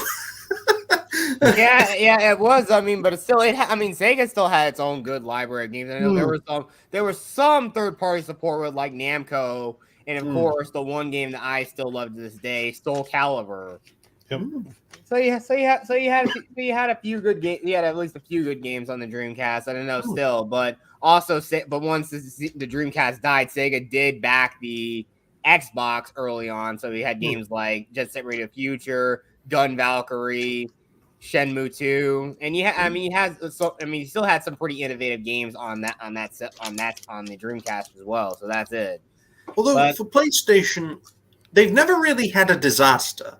I know the launch of the PS3 was not the best, and it was it was, but it got better over time. I know, and again, and I've said this to a lot of people. Like if something is high, if the manufacturing cost is higher than the retail cost, it's going to be sold at a loss. But if if the retail cost is high but the production cost is low, it's a ripoff. It's just excuse me. It's just Xbox has gone through disasters. I mean, the launch of the Xbox One, I talked about it. I mean, the Red Ring of Death potentially had the potential to kill Xbox financially. Nintendo has even had disasters. I mean, the GameCube was a disaster that led to the innovation of the Nintendo Wii. Nintendo realized that in terms of mainstream consoles, they weren't going to flourish. That's why they held off for so many years with CDs and stayed true to cartridge gaming with the Nintendo 64. Yeah, and that's the whole thing. That's always been their folly is that they don't want they just don't ever want to get with the times. Sometimes when they do, And they're always like steps behind everybody else. But then they innovate with the Wii, then they stagnate with the Wii U, which led to a greater innovation with the Nintendo Switch. And that's what I feel that PlayStation, it's never really had a disaster that led to innovations. I mean, too many disasters and you end up like Atari or Yes. Sega and you fall on your ass and cease to be a console maker. But if PlayStation does have too many mistakes, it doesn't realize that the times are changing and that games consoles are simply becoming entertainment systems now. Essentially, yeah. And that could lead to a disaster that may lead to innovations. Hopefully it does.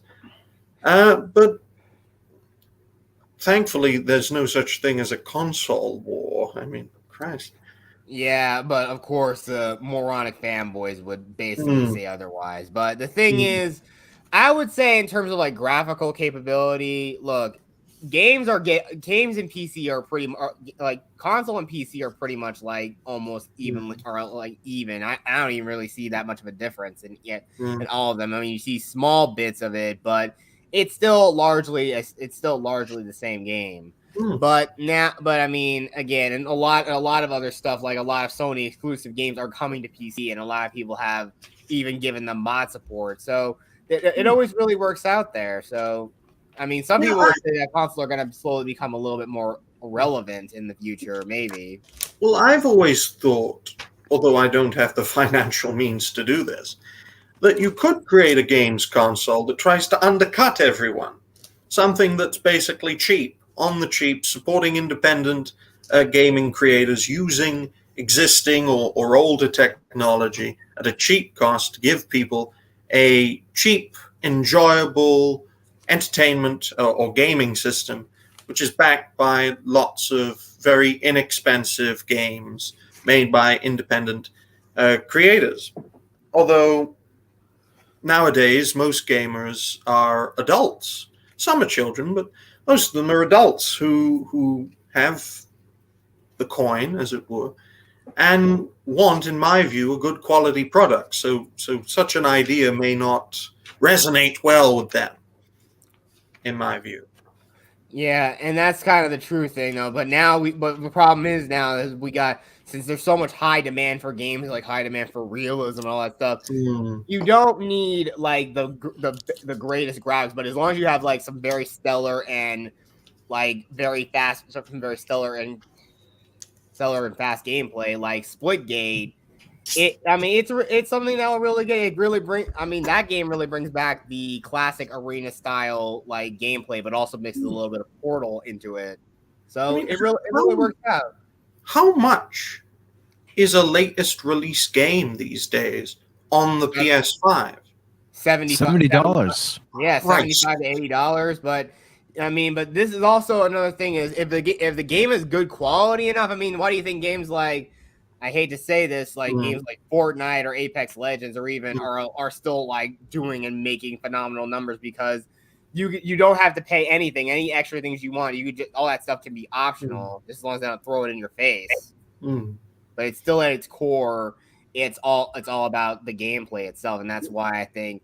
And I still wish more, and I also think more people should be playing games like Splitgate. If you want the classic Halo style like multiplayer stuff, yeah, Splitgate has you covered, and it is 100% for free, just as long as you got like Xbox Live or PlayStation Plus.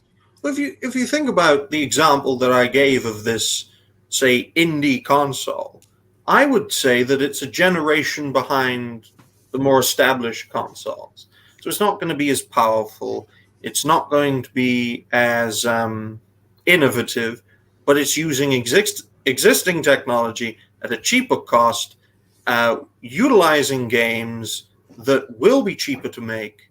Basically, it's going to be the indie console. I think that pretty much describes the Nintendo Switch, because there's a lot of amazing indie games that are on Switch, and I know there are some like mobile games that are on there, but some of them are not as good. But you got games like Hollow Knight, Shovel Knight, Undertale, Minecraft has been ported to Switch, and it's just like you see so many things, and plus like the idea you could actually just take it on the go with you. That really adds to how special this console has become.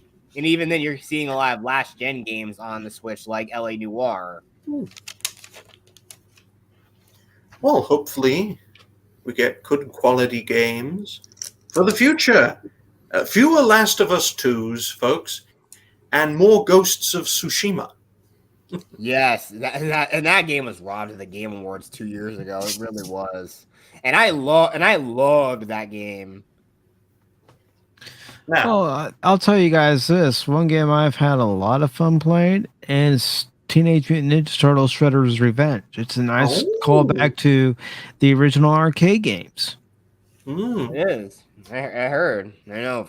Phil definitely loves it because he's a big TMNT fan.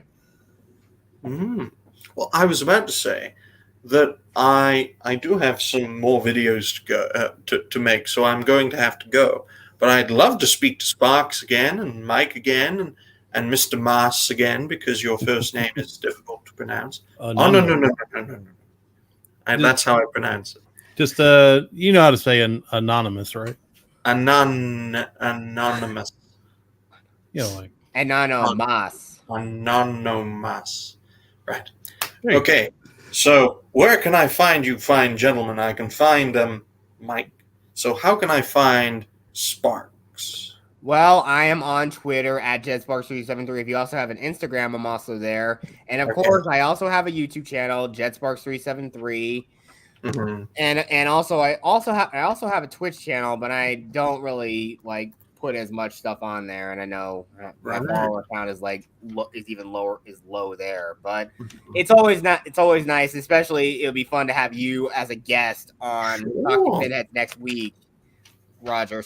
Or Ryan. Yes, that'll be good. You can call me Roger when there's another Ryan, especially another popular Ryan. You never know, Sparks. Yeah, that is true. But I think Phil, he's like kind of hung around, but I know he does inside the booth, but also he's like, I think he's been acknowledged by like Ryan Kennel and Geeks and Gamers from time to time, like once or twice. I'd love to be associated with Geeks and Gamers, you know. I would proudly associate myself with these fine folks over at Geeks and Gamers. You know, it's based off the joke that, oh no, we're not associated with these folks. No, I am. I'd like to. So where can we find Anonymous? Where can we find this fine gentleman? I am the only anonymous on YouTube, so just do a search for that, or Pops put it in the chat, the link to all our channels. So, oh, did he? Oh, yes, that's sir. Another great thing that guy has done. That guy, Pops, has been in the alternative media for pop culture for over 20 years, almost as long as I've been alive. I'm 23, so for as long as Sparks has been alive. Whew, that's a long time. But of course, we can find Mike, PACIFIC414, on this great channel. Hopefully, he gets to 500 subscribers by the end of the year and gets the community tab. For that, we can only hope. So now, folks. It'd be nice. Yes, it would. I was surprised when I got there. How do you spell Anono? Anono. A-N-O-N-O. A-N-O-N-O. There we go. That's Wolf, and that's a really good goal to have. Get on Friday Night Tights. That'd be crazy. Oh, we'd have a riot. Dare to dream. We can make our own Friday Night Tights by making our own shows, creating our own content. I mean, Friday Night Tights didn't just gain its reputation by that. It took time. It took consistency and a dedication to live streaming. Not content creation, live streaming. So now, folks, I'm going to have to go. I want to wish you all a great day. And until next time, bye for now. See you, man. See you. Ryan, real quick before you go, I want to Oh. let you know you're always welcome here on Pop Talk. Sure. So long as we can talk about pop culture, yes. And its connections to everything that's going on. So, bye for now, folks. Appreciate And we you. need more women creators. Yes, definitely. Get out Okay. there with your voice. It's Yes. important. See you later. Yeah. You know what just happened to me? This bugs the crap out. I'm reboarding and bagging my comic books while we speak, and then this happens. What? You pull one out of your bag. The page is dead. Oh no. It just drives me up the wall, man. Look at that. Yeah, that is. Well, you could try. Well, I think you could try to, try to just put something really heavy on and try to straighten it out. Maybe. Yeah, I mean, I'll bend it back, but it's never gonna be 100%. Yeah, that's Man. really- Oh well, that happens. And here I thought you were going to point out the ad for the Game Genie. Hey, boys and girls, go get you a Game Genie because this makes everything better. I mean, you can hack your games, and I can't even remember what the crap it all does. Yeah, I never you had put in one. codes, you could have infinite lives or, Yeah. multiple weapons. It's like 9. Yeah, so go get your Game Genie. It's from Galoob. Yes. It's good stuff. All right. So enough of the camera.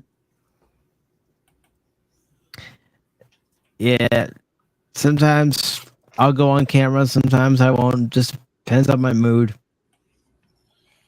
Depends on if I want to freak people out.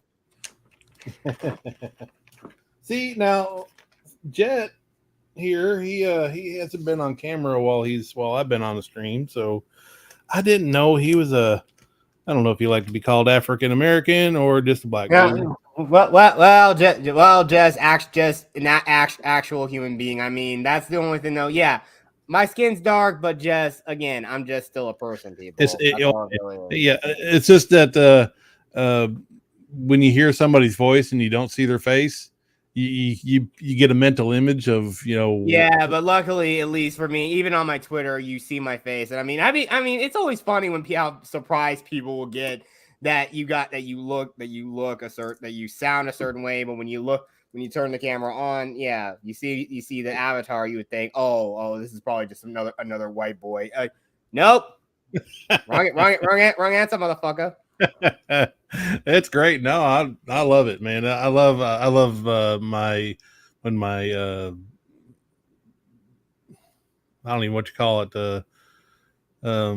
Expectations get subverted like that. Exactly. Like I said, though. So what's this bait and switch about He-Man? Well, Kevin Smith is making promises yet again. Oh, right. Yeah, since he already pretty much did that with Tifa, making her like freaking all roided out and whatnot. So, after first season bait and switch, Kevin Smith claims He-Man will appear in every episode of Masters of the Universe Revolutions. Yeah, right. Uh-huh. Mhm. Okay. I gotta laugh at this. Anonymous. You sound real manly, man.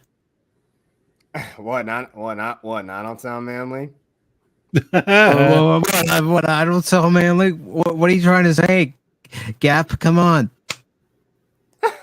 Yeah, it's like, what are you talking about? So of the three of us, it's only Anonymous that sounds manly.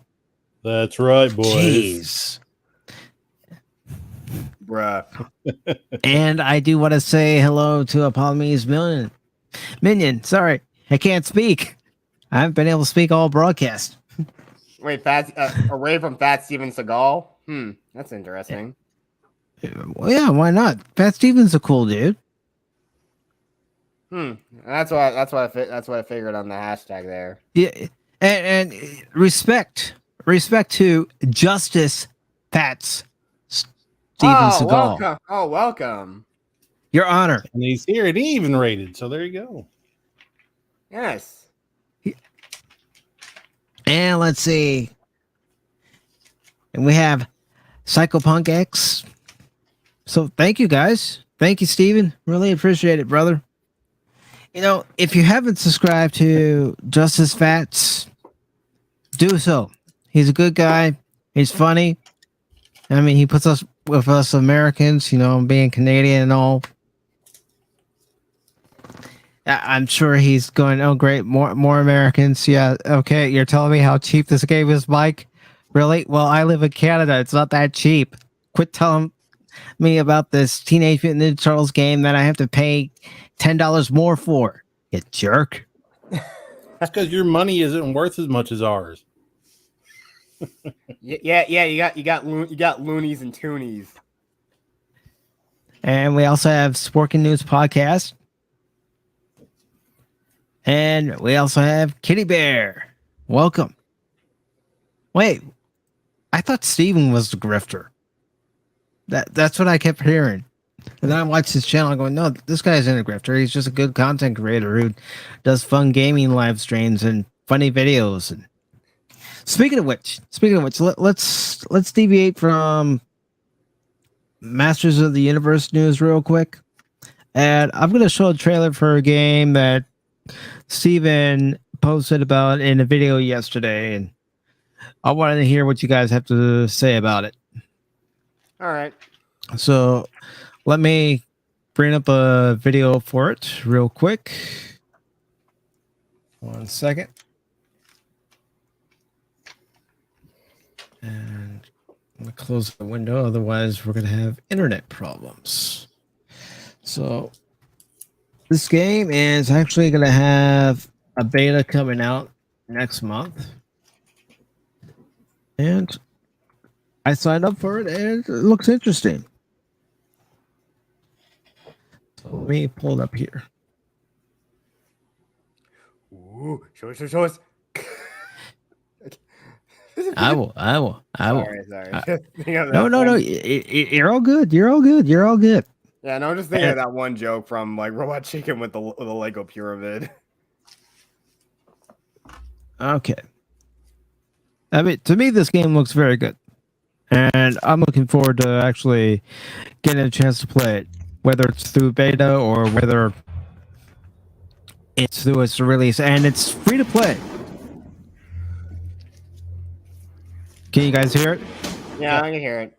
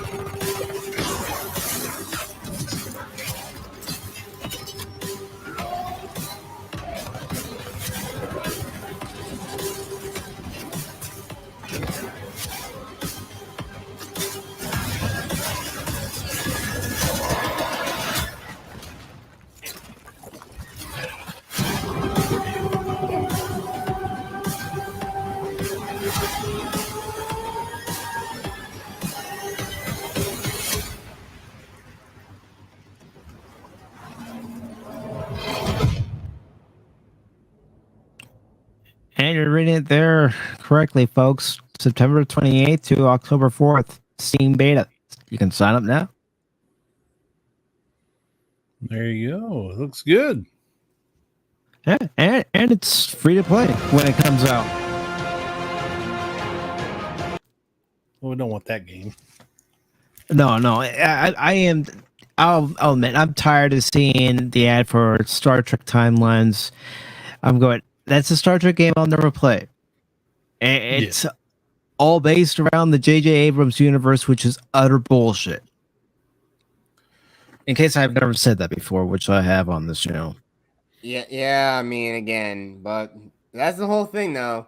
It's like J.J. Abrams trying to create trying to paint the universe with a broad brush with shit.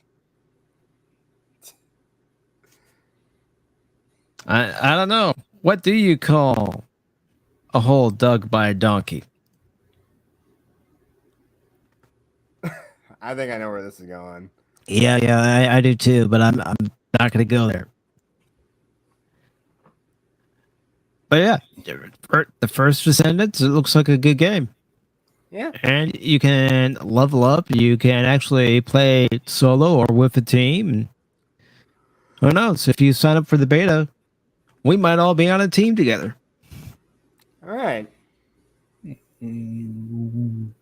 Is it just online play? Is it story play? Has it got a story to it?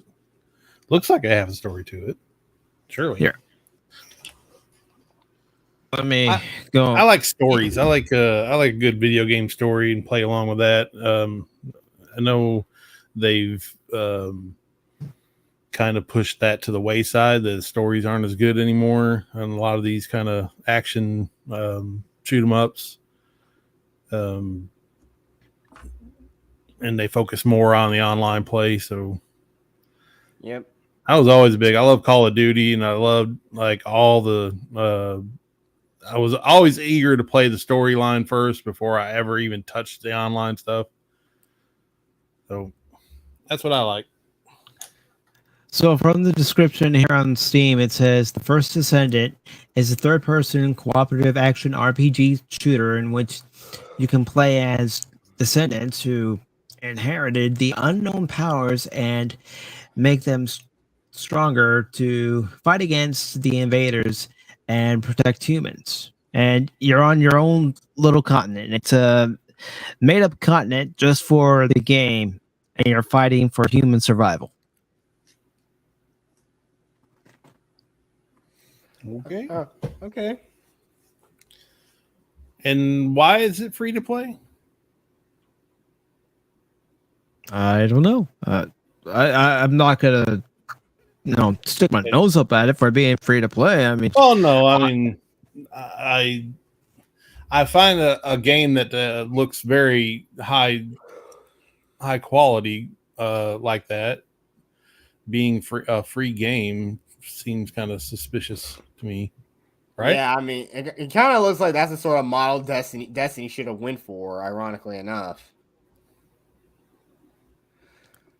And I think there was another game that came out a couple years ago from Square Enix themselves. What was it called? It was like Outsiders. I don't know. Yeah, I don't know either. I'm not sure either. I'm not gonna claim to know either. Otherwise, I'll be talking out of my ass. Yeah, I'm just afraid that being a free game like that, it's going to be pay to play sort of thing. You can only get so far. Give us some money, get loot boxes. Another one of those types of things. Yeah. It may not be, and if it's not great free freaking game like that, sure, sign me up. I'm on top of it, and I'll be happy. You know what game's free to play right now, and it's actually pretty fun. I just haven't streamed it yet. Is the Multiverses, and that's based on WB properties, and it's like Smash Brothers. Steven has actually streamed it on his channel more than once, and it actually is fun to play. I see. Yeah, but I know, but it seems like we've all seen like all these other like Smash Bros type games. I mean, even as far back as the original Xbox, you saw games like Kung Fu Chaos, and then you had like PlayStation All Stars Battle Royale, Nicktoons All Stars Battle Brawl, and there's another one. Oh yeah, even Cartoon Network had their own Smash Bros with all the Cartoon Network characters. So again, I'm not really sure where they're really trying to go with that. I mean, really, Nintendo is the one that really made the basis for that sort of like model for game. I know it's really just something that you really would kind of I know they're still just kind of go for the fun, but people still want to make game like Smash Bros. And it's still regularly played on esports tournaments and whatnot. Mhm. So there you go.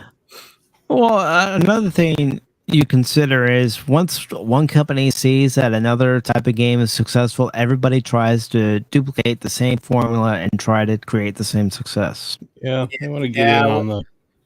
Yeah, on the just try fun. to get on the pie. Like a few years ago, like we already know the last few years, it's been all about battle royale because PUBG started something, then Fortnite comes out with a battle royale, and then of course EA comes out with Apex Legends. But again, I only played it because I was a big Titanfall fan, especially too. But let's get back to He-Man. And I'll be perfectly honest. Don't expect me to review this second season of Kevin Smith's Master in the Universe. I didn't even make it through the second half of season 1. That's what kind of impression the first 5 episodes left on me. It's like, screw it. I'm not even going to review the second half. Surprised you even watched it. Yeah. Well, I was watching it, and a friend was supposed to join me in watching it, and after the first episode, he bailed out. Yeah, I don't blame you. And he gave me a hard time. He said, I bailed out. You stuck with it. I said, well, I was already going to review it for the channel. So I figured, okay, I'll review the first half and see how it is. And after watching that first half, like I said, I bailed out completely. Said, I can't do it again. Same thing with Picard. I watched all 10 seasons of, well, all 10 episodes, not all 10 seasons. Thank God we're not getting 10 seasons of that crap. But all 10 episodes of the first season, and I was going to review each and every episode after rewatching, and I said, I can't do it. I can't sit through that again. Oh no, yeah, it's puke inducing for sure, but I'm content to let other people watch it and review it. And I mean, I watched all of the first season of Picard, but that's as far as I got. And season 2 was not even in the cards for me. So I like to knowing what it is going to be before I go into it. I'll just let other people do it and review it, and I'll watch their YouTube videos. Maybe Az will watch it, and we'll all see his head explode. Maybe. But then he's so resilient, he could get through 3 seasons of Batwoman, and yeah, it drove him nuts, but his head is still intact. I think I'd rather watch Picard than Batwoman. Jeez. Oh boy. Okay, so this article says, with fan trust in his Eternian efforts almost non-existent, thanks to his having lied about his plans to bench the beloved hero for Tila in the Masters of the Universe Revelation series, showrunner Kevin Smith has promised fans that He-Man will appear in every episode of the revival line's next entry, Masters of the Universe Revolutions. And that is the one that William Shatner is going to voice a character for. I don't know what the name of the character is, and honestly, even with William Shatner, I don't care. No. Why would anybody touch this with a 10-foot pole? Seriously. Well, again, when you, either you're going on the convention circuit or you just need a quick paycheck and just do something like that.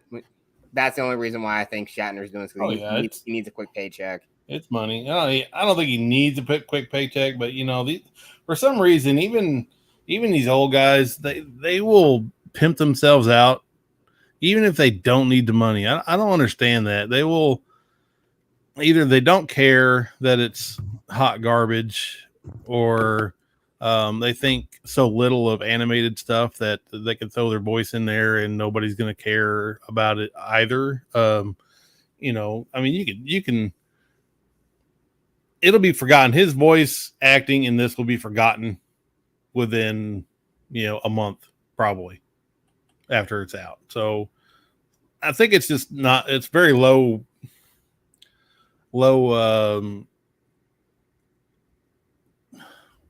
I hate it when my brain sucks. Low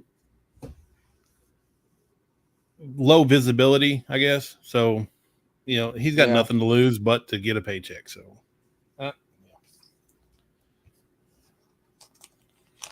sorry, Mike, go ahead. No, you're fine. I saw Kitty Bear's message and I was trying to fix my mic. Hopefully the adjustments I just made help or make it worse. That sounded fine. All right.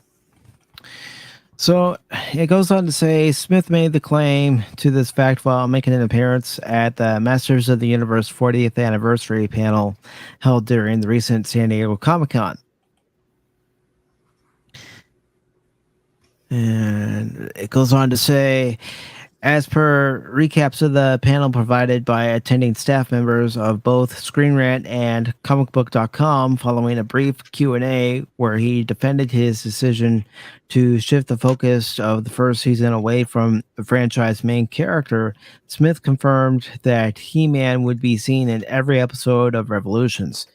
Yeah, he may very well have the character in every episode, but we don't know what capacity. It could be flashbacks for all we know. Or they could be tearing him a new one in every episode. You're a man, you're stupid, I'm Tila, I'm the best. That's basically what you're gonna get. Mm-hmm.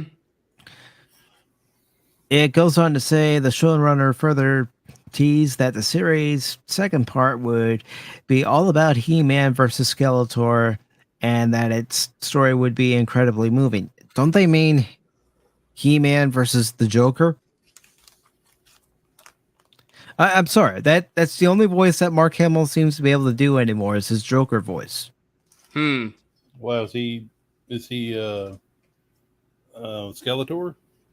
Yes, he is Skeletor in Kevin Smith's Masters of the Universe.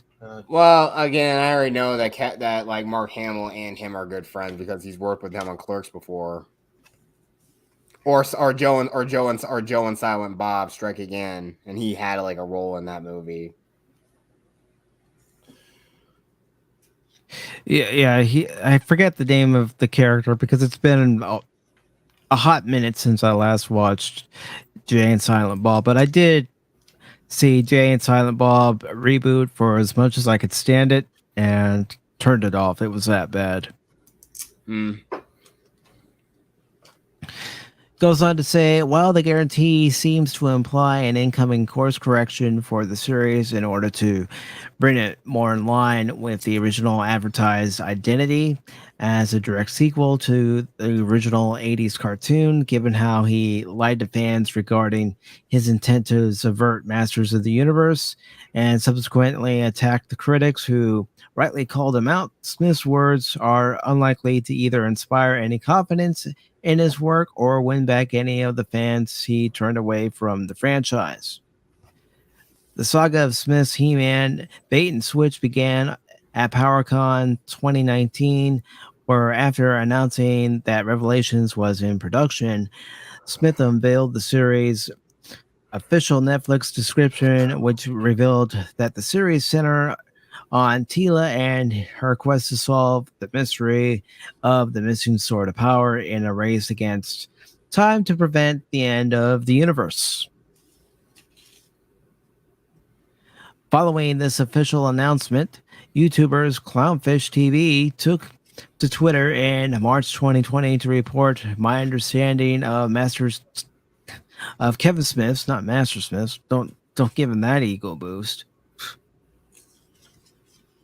He-Man series from an alleged insider. Tila is a better He-Man than Adam, and he steps aside to let her and her girlfriend take over her duties. And there's the original Skeletor, and he was originally voiced by Alan Oppenheimer and gave us that iconic voice. Yep. Goes on to say, Smith then proceeded to tell one of the central lies of his He-Man controversy, retweeting Clownfish TV's tweet and writing, as showrunner, I really could have used these story suggestions before we locked the scripts. However, no, He-Man does no stepping aside, and Tila has no girlfriend in our show, which we all found out was true. He-Man did step aside. Tila did have a girlfriend. So yeah. So basically, without reading the rest of this, because I really don't want to, we all know that Kevin Smith is a liar. Yep. And he's woke. Mm-hmm. And let's see what everyone else is saying. Let's see. Kitty Bear says every episode starts with He-Man sitting on the toilet having the runs, and then Tila goes and does his job.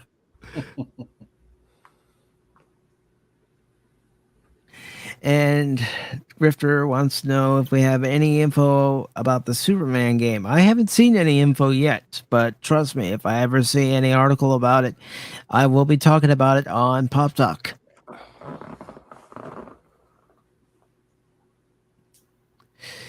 And he also goes on to say, I won't watch it. It was a deception. Absolutely.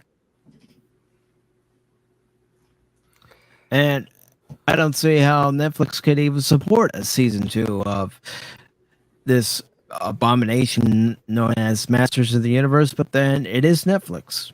Yeah, but I guess when they're still trying to push the message, but their stock is tanking, but it's only a matter of time until they say, yeah, we're going to start selling off some of these properties that we have in order to recoup some of our losses. But that's probably how it's going to have to go at some point. But I think I also put in the private chat that I'm gonna have to dip out. Yeah, and just noticed that. So what I'm gonna do is I'm gonna go ahead and post a link to your channel. This way, if anybody wishes to subscribe to your channel, which they should, then they can do so. Exactly. And like I said, though, if anyone ever wants to come in and watch anything, whether it's a game live stream or my writing streams, of course, my open mic talking pinheads, feel free to come in the chat, ask some questions, and even like give us some topics to talk about. It's always welcome. And see, that's what I think is great is, having open panels where anybody who wants to come on can come on and you can actually have some discourse. Yeah. But then, there's a flip side to that. You get a Phil McCracken every once in a while. Yeah, exactly. I know. I know there's some other guys that me and another person who's like one of my like most truest friends.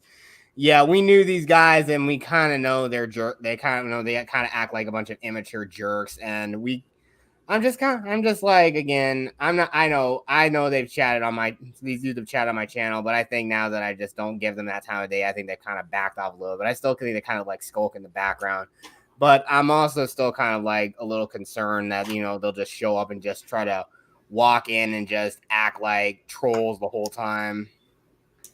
But it's your channel. You have the power. Kick them if you have to. Mm-hmm. Exactly. That's why I fool around with Phil, when he gets off on a tangent, I kick him out and bring him in, kick him out, bring him in.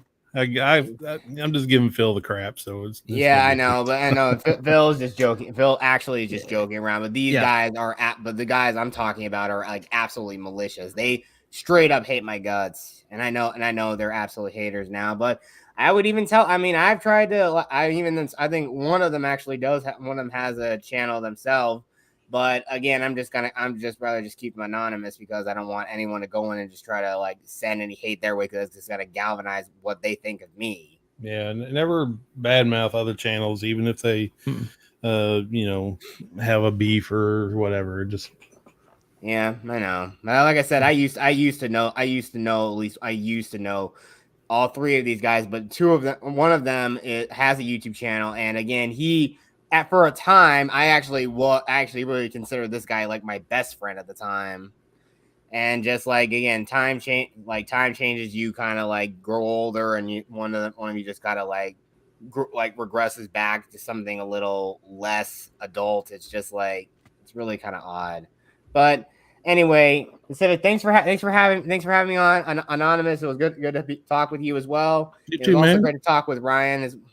And so thank you all. Thank you all for having me, and I'll see you next time. Not a problem. It's always a pleasure to have you on. If you have time Wednesday, it's the 1 year anniversary of Pop Talk. So swing on by if you can. All right. Thank you. All right. Peace See you, out. man. Take care. And then there were two. Then there were two, but I will take this opportunity to go ahead and promote Wednesday's show.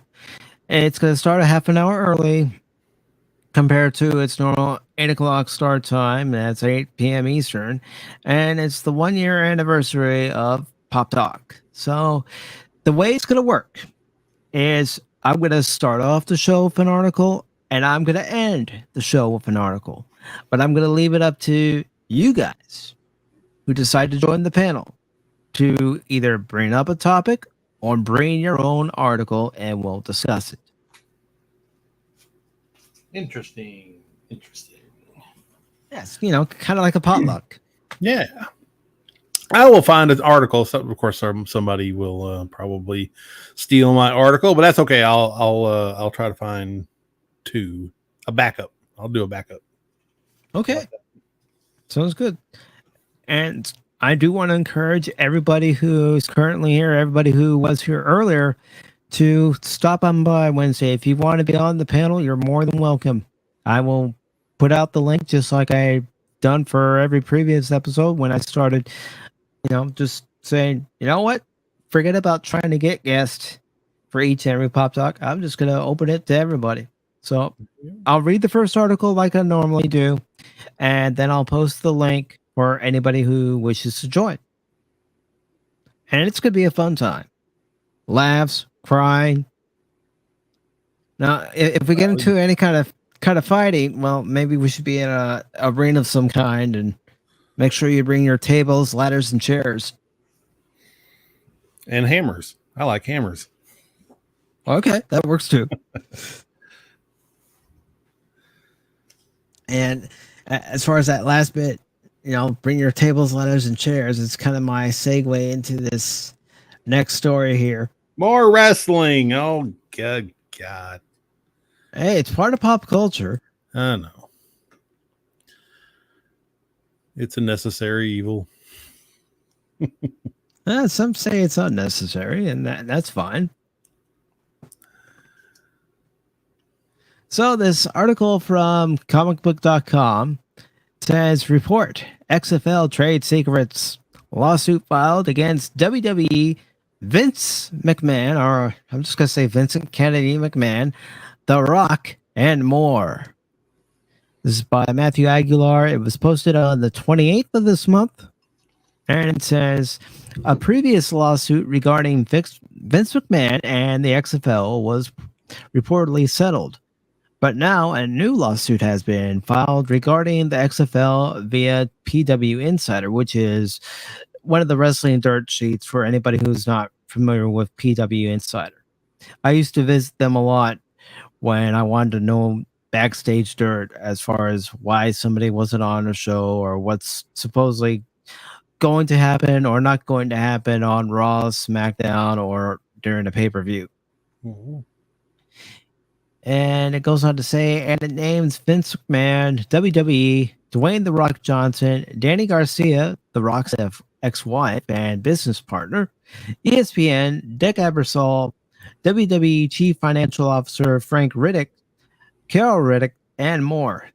The suit was filed on July 20th in the United States District Court of the North District of Texas, and it was filed by David Adrian Smith. As for why, Smith says that confidential trade secrets have been passed around and used by those named in the lawsuit, and he is seeking damages and court cost.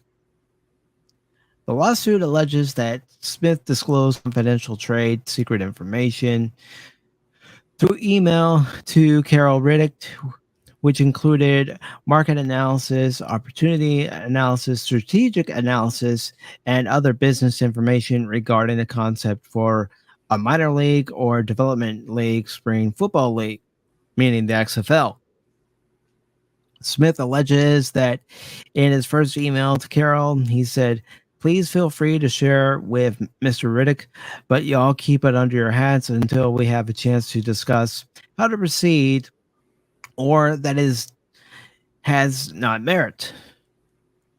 Goes on to say, Smith goes on to say that he had back and forth emails with Carol Riddick, where she asked several rounds of questions and Smith provided answers and further analysis of the opportunity, including further trade. Excuse me. Sorry about that. Further trade secret information.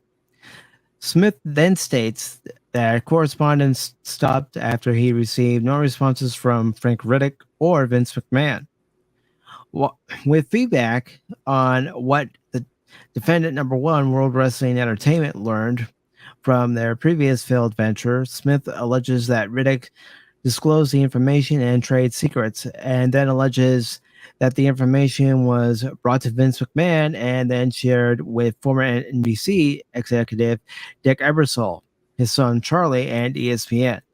And that information would be used in the production of ESPN's 30 for 30 documentary, This Was the XFL. Smith is also alleging that when WWE sold the rights of the original XFL to Alpha Entertainment, it was due to McMahon and Riddick being involved and knowing of Smith's trade secrets. And he states, Ebersol launched an AAF party due to the knowledge. When Alpha Entertainment filed for bankruptcy and the XFL was bought by Dwayne Johnson, Danny Garcia, and the remaining owners of the XFL, Smith alleges those trade secrets were also disclosed to the new ownership without his permission.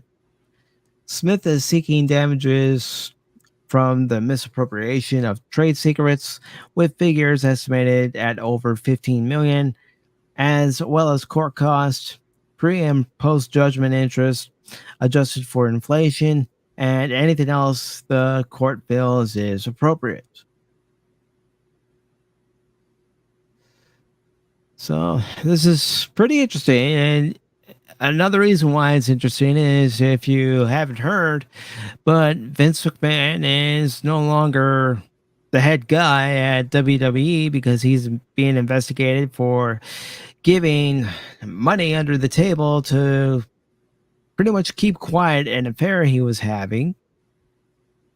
So he's facing that, and now he's facing a lawsuit. So what do you guys think? Yeah. Blood in the water, sharks come running. So yeah, this is par for the course. And I mean, if they're doing dirty stuff, they need to be held accountable. So sick and nowadays that nobody's held accountable for anything.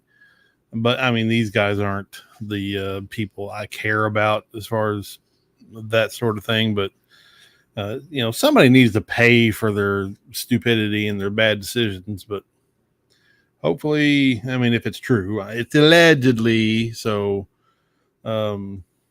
if it's true, nail them to the wall. Yeah. Nail them to the wall, nail them to the fire if it's true. If it's not, well, this is still a lesson to be learned. They don't learn lessons. I know that. Especially when it comes to Vince McMahon and the WWE.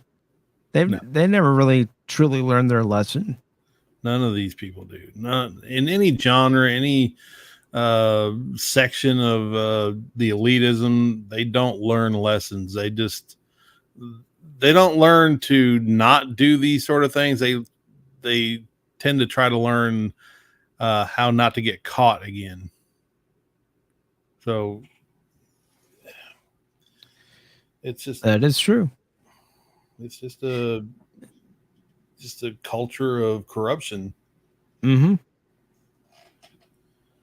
They think they can get away with it, and when somebody catches them in the act or calls them on something they weren't supposed to divulge to anyone else, well, it's their own fault. Yep. They made their bed. And they may even settle out of court. I mean, we'll give you half the amount and pay the court costs and then make it go away. Who knows? And that's usually the MO of people who get caught doing things. Settle out of court. But to be fair, yeah, it's cheaper to settle out of court sometimes, even if you didn't do anything wrong. I've learned that a lot of people get accusations thrown at them and taken to court and blah blah blah, and it's easier just to give them a couple million and make it go away versus spending 2, 3, 4 years in court and spending 7 times as much. So it's and that works for the guilty as also for the innocent. I was going to say it works for the guilty and the innocent. Yeah, it works both ways. It's a two-way street. Yeah. So who do you trust, right? Who's the guilty and who's the innocent? If you're just buying off the accuser and sweeping it under the rug. Would you consider it a lesser of two evils type of thing? Yes and no, but and if you're innocent and you have conviction of that, I know you have people telling you just make it go away. Don't stand on your principles. Don't stand up to these people. And in the court systems, it may not be advantageous to fight it. I mean, you may be found innocent of these things, but you're going to pay a cost to do it. And if you got the money to pay the cost and you want to stand on your principle and clear your name, then yeah, go for it. But most of them don't. They don't have enough balls and convictions to do that, or a lot of times they can rebuild their reputation over a little bit of time, but it's a complicated subject, I guess. But it is, and really, how do you explain it properly without even making your own head spin? Yeah, I know it's crazy. We're never, hopefully, we'll never be in that situation, and if we are being accused of something we didn't do, then we don't have the money to fight that sort of thing or make it go away. I mean, something like that could bankrupt somebody with no money and ruin their life. But when you're an elite and you got millions in the bank, it generally works out for you. Everybody lands on their feet. Yeah, because for us, we don't have the resources of a Vince McMahon, the WWE, or Dwayne Johnson. We don't. Nope.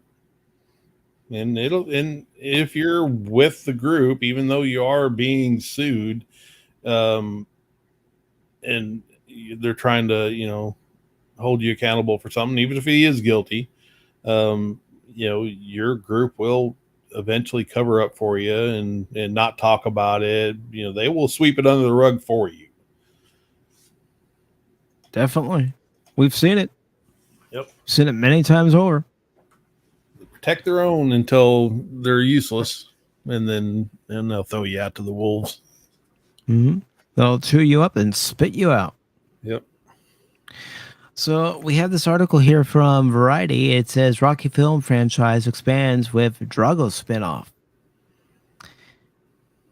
And it goes on to say MGM is betting big on the House of Drago. The studio is developing Drago, a spinoff of Creed, which itself is a spinoff of Rocky. The successful boxing franchise starring Sylvester Stallone as the ultimate underdog, Rocky Balboa. Robert Lawson has been hired to write the screenplay.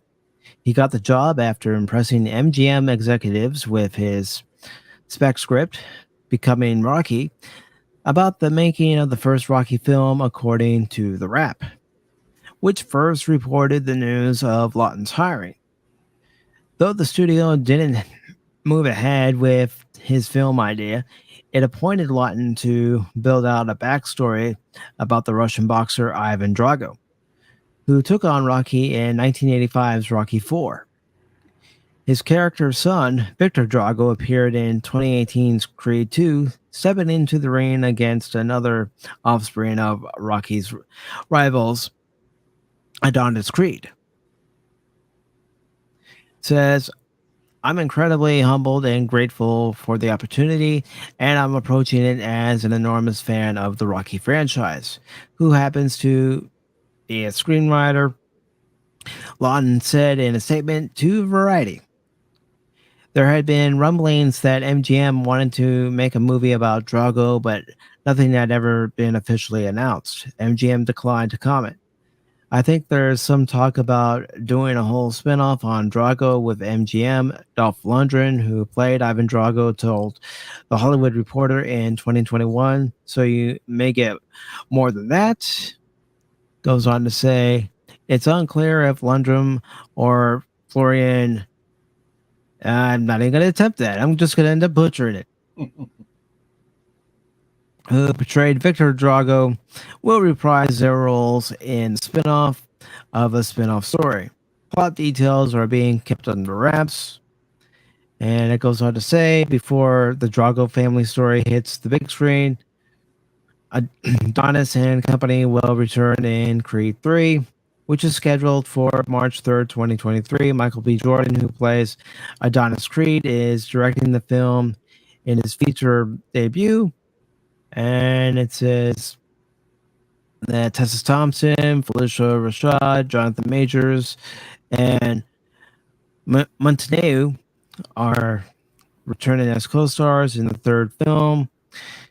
And this will be the first Rocky film without Stallone at least making an appearance. He is still involved in the project, however, as a producer, which he'll probably be involved as a producer in Drago since Rocky is his baby. So, I'll be honest. Do we need another spinoff of the Rocky film franchise, or should we let it rest? Hey, I asked for it, and now I got it. Okay, oh, wait, that was okay. something else. I didn't. No, I'm sorry. No, I didn't ask for this. No. You heard it here first, folks. Anonymous is the one who demanded. I demanded it. He demanded a Drago spinoff. And he's getting a Drago spinoff. They did it just for me, too. So I hold that kind of clout. No, man. Who wants this? Who?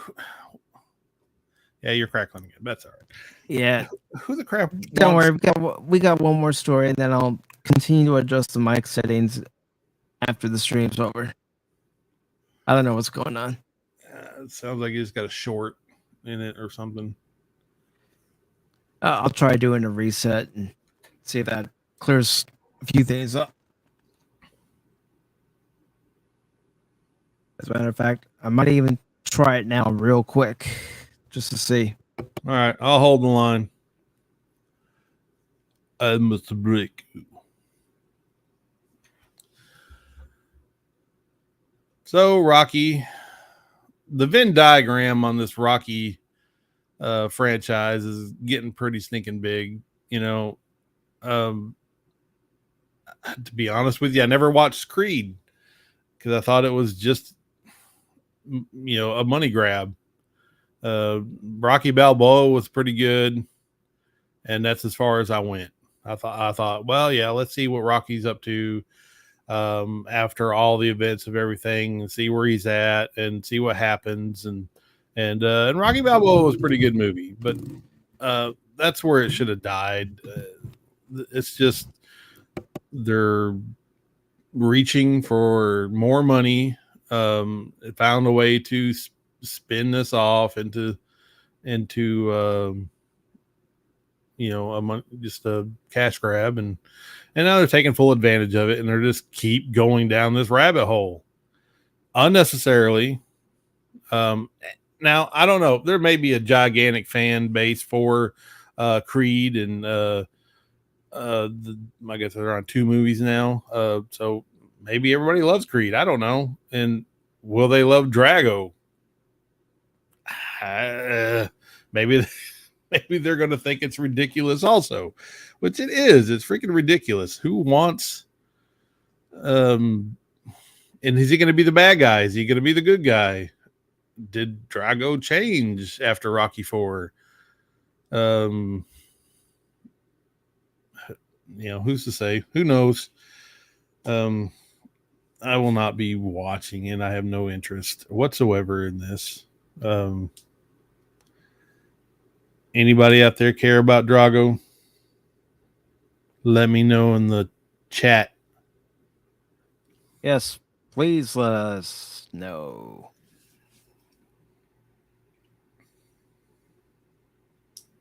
I'm still testing. No, sounds better at the moment. All right, so for the moment it sounds better, so I'm gonna go with it. Okay. But yeah, honestly, the first Creed wasn't bad. Creed 2, I didn't like it as much. But it's time to let the Rocky franchise take a rest. I know Slide probably doesn't want to do that since that's how he's making money. But it's time to give it a rest. Well, it's the same thing with Rambo. He went too far. This is going too far. The last Rambo movie was just abysmal. They got nothing left. There's nothing in the tank. I know he's not even going to be a part of this, so it's. I mean, you can only go to the well so many times before that well dries out. I know it. They don't get that. They haven't like I said, they have nothing else. So this is like their the best way that they can be creative. It's not a Rocky movie, but it's still to them this is creativity. This is something new, but it's not. It's a Rocky story, but with different people, but the same people. It's mind numbing. Yeah, but Hollywood's gonna do what Hollywood wants to do. And let's see. Kitty Bear says, if I'm right, Slade ain't involved with Drago. Yeah, he's not.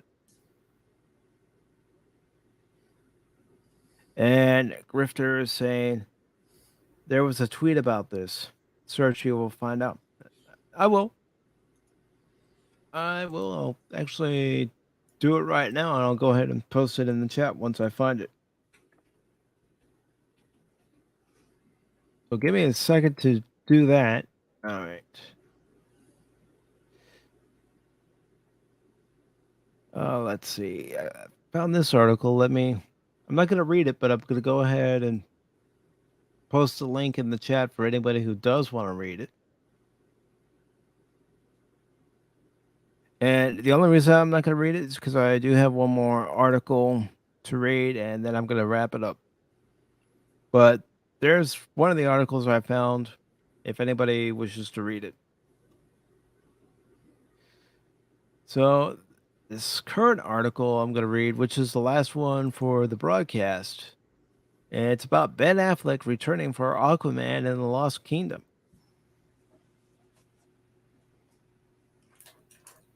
So there you are. And let me go ahead and share the screen.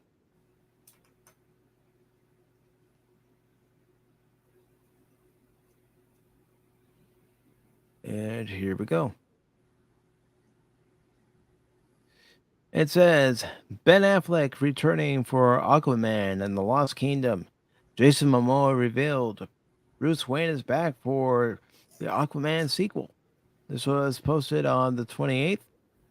And it says, Arthur Curry and Bruce Wayne are returning, with Jason Momoa revealing that Justice League co-star Ben Affleck will appear in Aquaman and the Lost Kingdom. Momoa revealed the news on Instagram on Thursday after fans on a Warner Brothers bus director apparently caught wind that Affleck was there filming with him. Says Affleck previously announced his retirement as Batman in 2019, and it has been open about personal and professional strife that came with the role. So it came as a surprise 2 years ago when it was revealed Affleck was suiting up once more for The Flash, the Ezra Miller starring film due out June 23rd, 2023, that will also feature Michael Keaton as Batman. It was also assumed that would be Affleck's final time in the role, but now he is poised to return earlier with The Lost Kingdom arriving March 17th, 2023. Affleck played Batman in Batman v Superman, Dawn of Justice, Suicide Squad, and Justice League. At one point, he was to direct and star the Batman before stepping back. I showed somebody the Batman script, Affleck told the New York Times in 2020. They said, I think the script is good. I also think you'll drink yourself to death if you go through what you just went through again. The Batman ultimately went on to star Robert Pattinson and was directed by Matt Reeves. Aquaman and the Last Kingdom, meanwhile, hails from filmmaker James Wong. So, what's everybody's opinion? You excited that Ben Affleck is coming back? Not excited. More excited to see Michael Keaton return as Batman? No, no, no, no, no, and no. No, I don't. It's Aquaman, you know. Are we excited to see Aquaman? Nah. You know, is he going to be Batman and Aquaman? Probably not. More than likely, he's just going to be Bruce Wayne, making a cameo here, maybe there. You know, he might be Batman, but I don't know. It's is he up to it anymore? Is he physically fit like he was in Justice League, or I just have a feeling he's just going to be Bruce Wayne for a little bit, and that's it. Am I excited for that? No, not really. I mean, he didn't ever float my boat as Batman, to be honest. I know some people like him as Batman, and he was fine, but it wasn't like jaw-dropping and awe-inspiring that he was. But so yeah, I can forgive me if I can't get too excited that he's going to be in the Aquaman movie. And the Flash is going to be such a train wreck that even Michael Keaton's not going to save it, and I won't be watching it just because Michael Keaton's there. Everything about that movie sounds atrocious, except for one little shining star that is Michael Keaton. Yep. And I was going to go ahead and play a clip because, as far as the movie Batmans are concerned, there's only one movie Batman. I want you to tell all your friends about me. What are you? I'm Batman. That's right. That's the good Batman. I know some people liked Val Kilmer during his one movie as Batman, but when I think of Val Kilmer, I don't think Batman. I always think Tombstone. Wretched slugs. Don't any of you have the guts to fight for blood? I'm your huckleberry. That's just my game. Yeah, that's like one of his greatest roles. I did like him as Batman. I didn't really care for Schumacher though, but in the route he went. But yeah, I thought Val Kilmer was a fine Batman. But yeah, Doc Holliday can't beat it. Mm-mm. So, is there anything you'd like to plug, Anonymous? Any new videos or any upcoming content that you have for your channel? I don't know yet. Oh geez, I'm still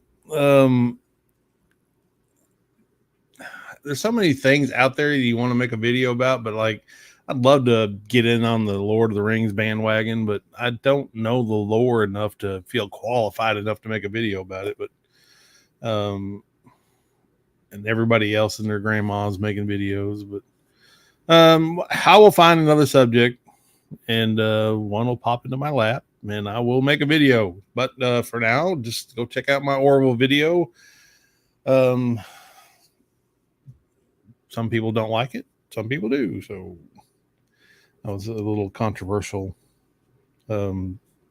take on it. And I'd like to say right now, goodbye to Chuckles. I don't know if enough people's watched it or not. I know it's a kind of a spoiler thing, but may you rest in pieces. I'll be honest. When it came to Charlie, that's a character I just haven't been able to really gravitate to, really support. It's like, all right, Charlie. Yeah, we know. You hate Kalons. We get it. We You're know why. awesome, and you're just an angry lesbian, apparently. So She's just angry. It's like, yeah. Isaac didn't kill Amanda. Oh, but he was under control. He was under the Kalon control. That's right. Yeah. He wasn't using his own thoughts, but he wasn't the one that killed Amanda on the Quimby. Nope, he wasn't. I mean, yeah, the whole situation, blame on one well, I'll just call it a person. One person for the actions of the entire race is just ridiculous. And the fact that he broke his programming. I mean, he's a robot. He is programmed to do these things.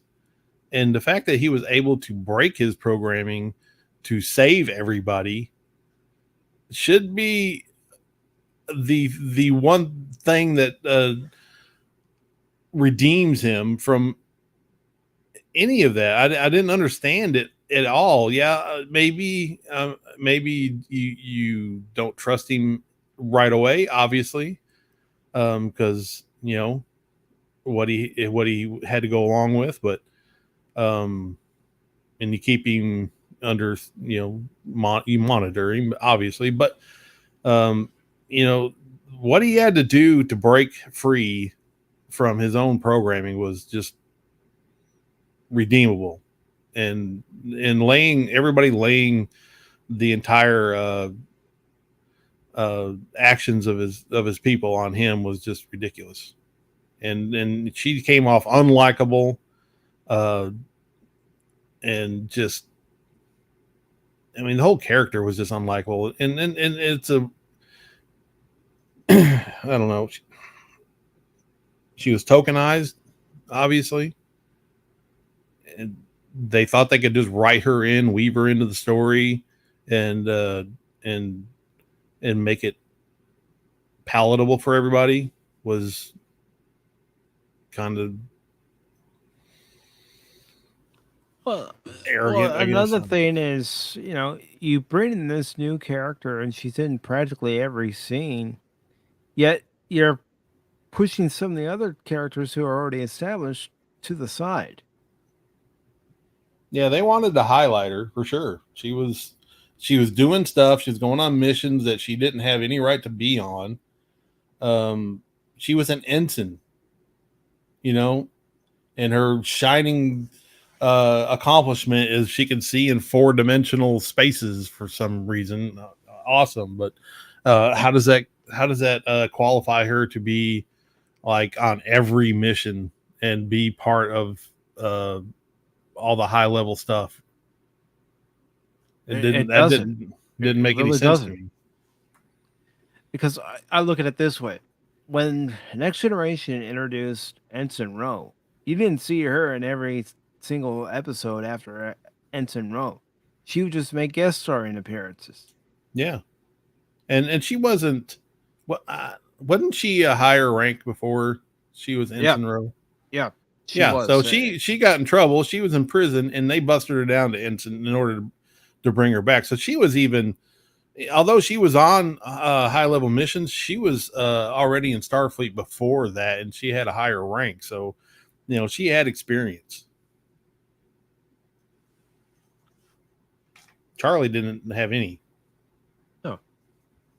I mean, we're introduced to Major Kira and Emissary on DS9. And yeah, Major Kira's got an attitude, but she has every right to have an attitude. Bajor just got rid of the Cardassians after years of occupation.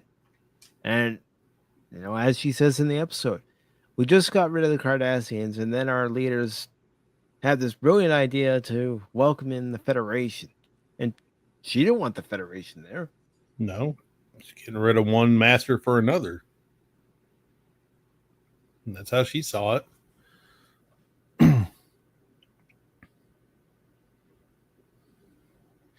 Yeah, and Kitty Bear is right. For a person who was able to think outside the box, she was closed-minded. Yep. It's a very self-centered character. Very unlikable character, in my opinion. Yeah, I didn't. That's the kind of person I would not gravitate towards. I would keep at arm's length. I'd be civil, but yeah, we wouldn't be hanging out. I wouldn't be sitting at her table for lunch. There wouldn't be none of that. You see them walking down the hallway, you turn the other way if you can. Yeah, I'll take this corridor. Sorry. No, yeah. So the Orville, I think this season was 50-50 for me. When they got to Hulu, I guarantee you they had some mandates. You guys need to insert some woke stuff. You need to insert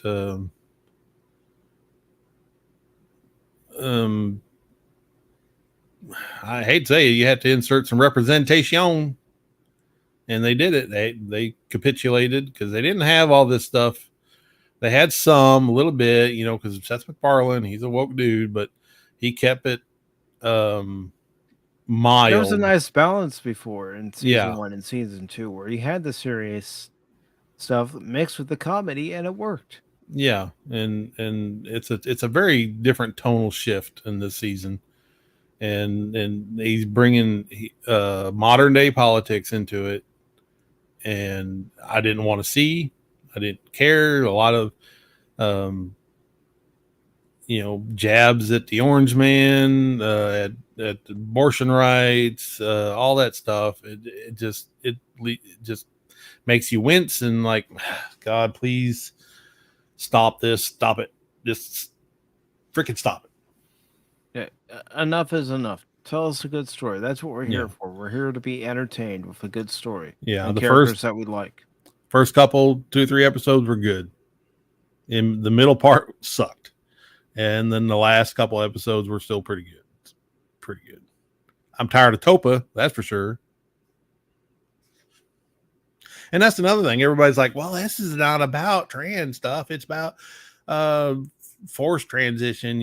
I know it's kind of a right-leaning argument, leave the kids alone. Don't force that stuff on the kids. And I get it, but you know what? It's still modern day politics and in your sci-fi. I still don't want to see that either. And I'm sorry for spoiling some moments of the season of the Orville for you, Kitty Bear. I didn't realize you'd only seen 3 episodes, but episode 10 drops at midnight on Thursday, so by Thursday, all 10 episodes will be out and binge worthy. Yeah, I'll be doing. Sorry, man. We didn't give away too much. We're just generalizing issues, but I guess, yeah, there's a lot more to it, Kitty Bear. So enjoy. Sorry, sorry if we spoiled anything, but But I'll be doing my live reaction and review to this episode that's coming up, and I'll be honest. After I see the episode, I'll give you guys my honest opinion. Some may like it, some may not like it, but I'll give you my honest opinion. That's good. Be honest, be truthful, tell us how you think, or think think about it. So that's all we asked for.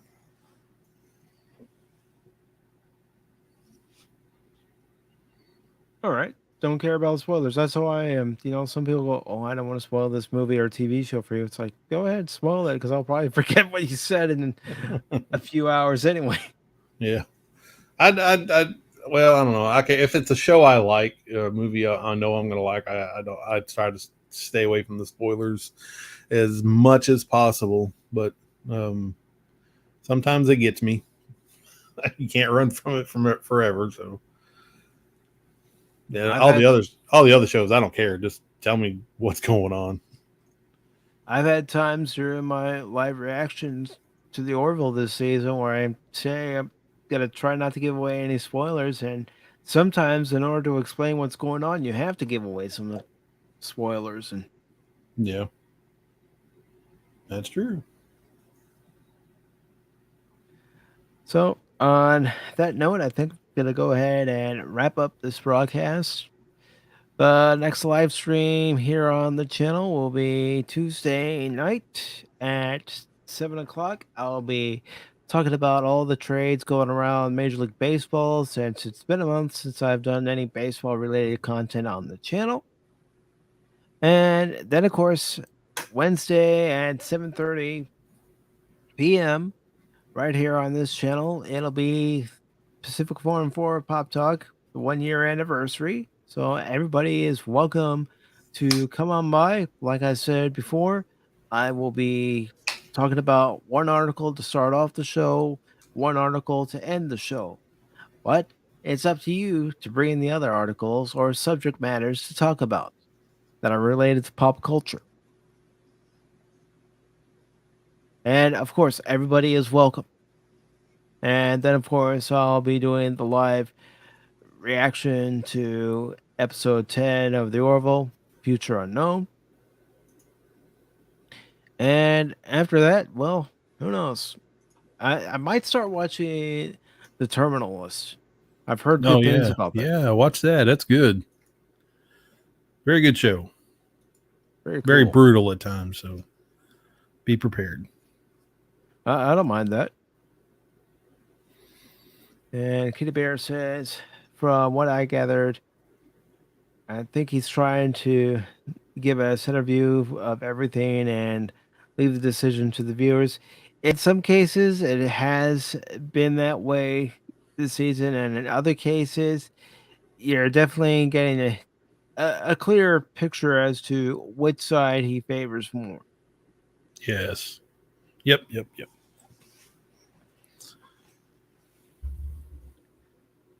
So, with that being said, I do want to take the time before I leave to thank Kitty Bear, Stephen Paul for coming by. Really appreciate it. I also want to thank Rifter for stopping by today. And I also want to thank Das Wolfen. Thank you, Das Wolfen. It's always a pleasure to see you. Of course, we also had Cute Furry Ass. I am going to say it. We also had Psychopunk X. Thank you for stopping by. Of course, all rise for justice. Bats Seagal. The court is now in session. And we had a Polynesian minion. And of course, I hope Truck Dog is doing well too. Simi. That's the name of Truck Dog, in case anybody wants to know. And Gap Stargate, Dallas Wolfen. We had DJ Ronnie G. We also had Pops. Thank you, Pops, for putting everybody's links in the chat and links to their various videos. And of course, my panelists for today's show, Anonymous. That's me. We also had, I'm trying to find him. There he is. And Matt from Channel 66. Thank you for stopping by, brother. Always good to see you. Of course, it's always nice to have Jet Sparks here in the chat and on the panel. And we also had Anti-Derivative Jill. She has a great channel. Go ahead and subscribe to it. The link is still here in the chat if you haven't subscribed. She also does reviews of the Orville, and those occur every Tuesday. And let's see. Gotta keep going. I know there are a few more people. And of course, it was a pleasure to have Ryan Roger Athe on the panel and in the chat. Thank you for coming by. And again, thank you for the Rising Star video. If you haven't seen any of Ryan Roger Athe's Rising Stars videos, check them out. There's great content. I'll make sure I put everybody's links in the description. Those who were on the panel with me, I'll make sure to do that. And hopefully this chat feed will repeat on the replay. It doesn't always. And of course, the ultimate troll for anyone who's new here to the channel, Phil McCracken is a troll. Do not believe a single word that comes out of this man's mouth. More than likely, he's trolling you. And I tried to warn somebody last week, and he fell right into the trap. Kept warning him, kept saying, nope, nope, nope, it's a trap. It's a trap. Stop. But nope. Too late. Sometimes you just got to let the fish swim on their own, and there was the shark known as Phil McCracken there waiting, and goodbye to that fish. He's going to get you. But yes, Phil McCracken, thank you very much. And let's see, it looks like we got one new message.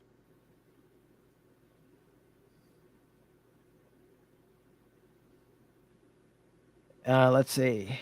Kitty Bear says, now I'm going to make you mad. I think the terminal list was horrible. There's no account for taste. He goes on to say, it messed with my head. I have mental problems.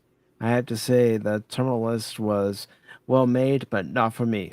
That's understandable, There have been shows that people have recommended to me. I've taken a look at them and went, nah, this isn't for me. I mean, anime. For 20 plus years, I had friends trying to get me into anime. And I said, nah, it's not for me. And the main anime that they were showing me was Dragon Ball Z. I'm sorry. I can't get into it. But then I watched My Hero Academia. I'm going, this is how superheroes should still be done. Not what Marvel and DC are doing right now. Yeah. And there's good anime out there, even for, you don't have to like everything, that's for sure. But there's probably stuff for everybody. I like,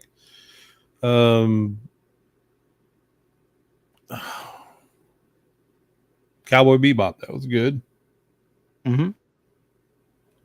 So I'm sure there's more.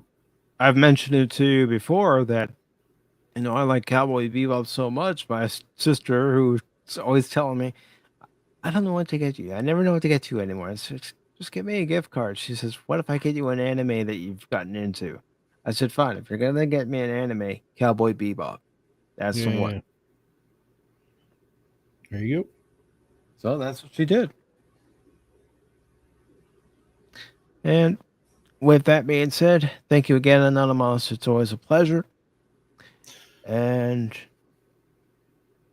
Kitty Bear says, I watch nearly every anime out there.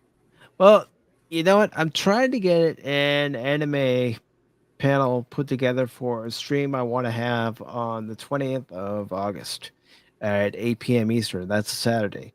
And if Steven's able to come, I'd love for him to be there. I've talked to Brandon, the anime guy. He seems interested. I know Cash Money is interested. So again, I'm trying to get panelists together because when it comes to anime, I'm still in the shallow end of that pool. So I'd like to have people on who have watched it for years and really know their stuff. And I have a couple of friends who I know personally who expressed interest in being part of that stream. So yeah, if you want to talk about Avatar, then let me know. Okay.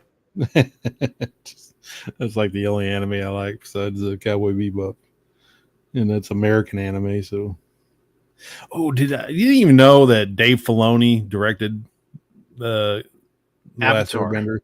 Yeah, I just said Avatar, and then I meant to say Last Airbender, but I didn't even know until I was watching the documentary that he was part of it, and then he came over to Lucasfilm and was talking to George Lucas.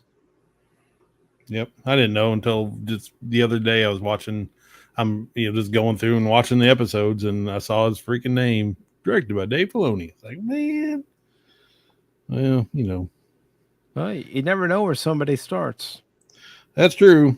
And they did. He did a good. Well, I mean, he's a director for animation, so yeah, it takes some talent, but he's not exactly the. He wasn't the writer, or um, and I'm sure he had a lot of help with storyboards and all that. So it's not like, And it's not like he did all the work himself. Yeah, He had yeah. people helping him. Yeah. So he couldn't ruin it. That's true. But you know who could ruin this show? Me. I'm the only one. That's right. And Phil McCracken. Well, he was by, as you saw, but he had to go. So, he's always welcome on here because he is a friend. And he does make it interesting. If you've ever heard us go back and forth on Fandomology's channel, even Paul gives it back to him. Good. Yeah, we like to give Phil the business, bust his balls a little bit, but it's fun. Well, he does it to us. You just give and take. Yep, that's true. But it's all in good fun, and I'm not saying this to be mean or disparaging about him. It's all in good fun. We're friends who just give each other a hard time.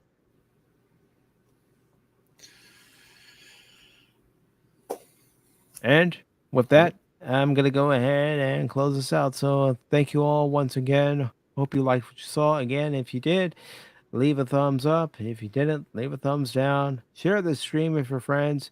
And don't forget to subscribe to the PACIFIC414 YouTube channel because I not only do Pop Talk, I also do episode reviews, movie reviews, gameplay live streams, sometimes random live streams. And occasionally, when I get around to it or I feel like punishing myself, because that's what it's been like for this season, I'll do a recap of a Chicago Cubs game. And yes, I am a Cub fan, so I can say that. It's a lonely place. It may be lonely right now, but maybe one day the team will compete again. Maybe. Hey, anything's possible. True. All right, all. Hope you have a good rest of your Sunday. Have some fun. Stay cool if you're in a hot area. And let's pray for those in Kentucky because they need it. Yep.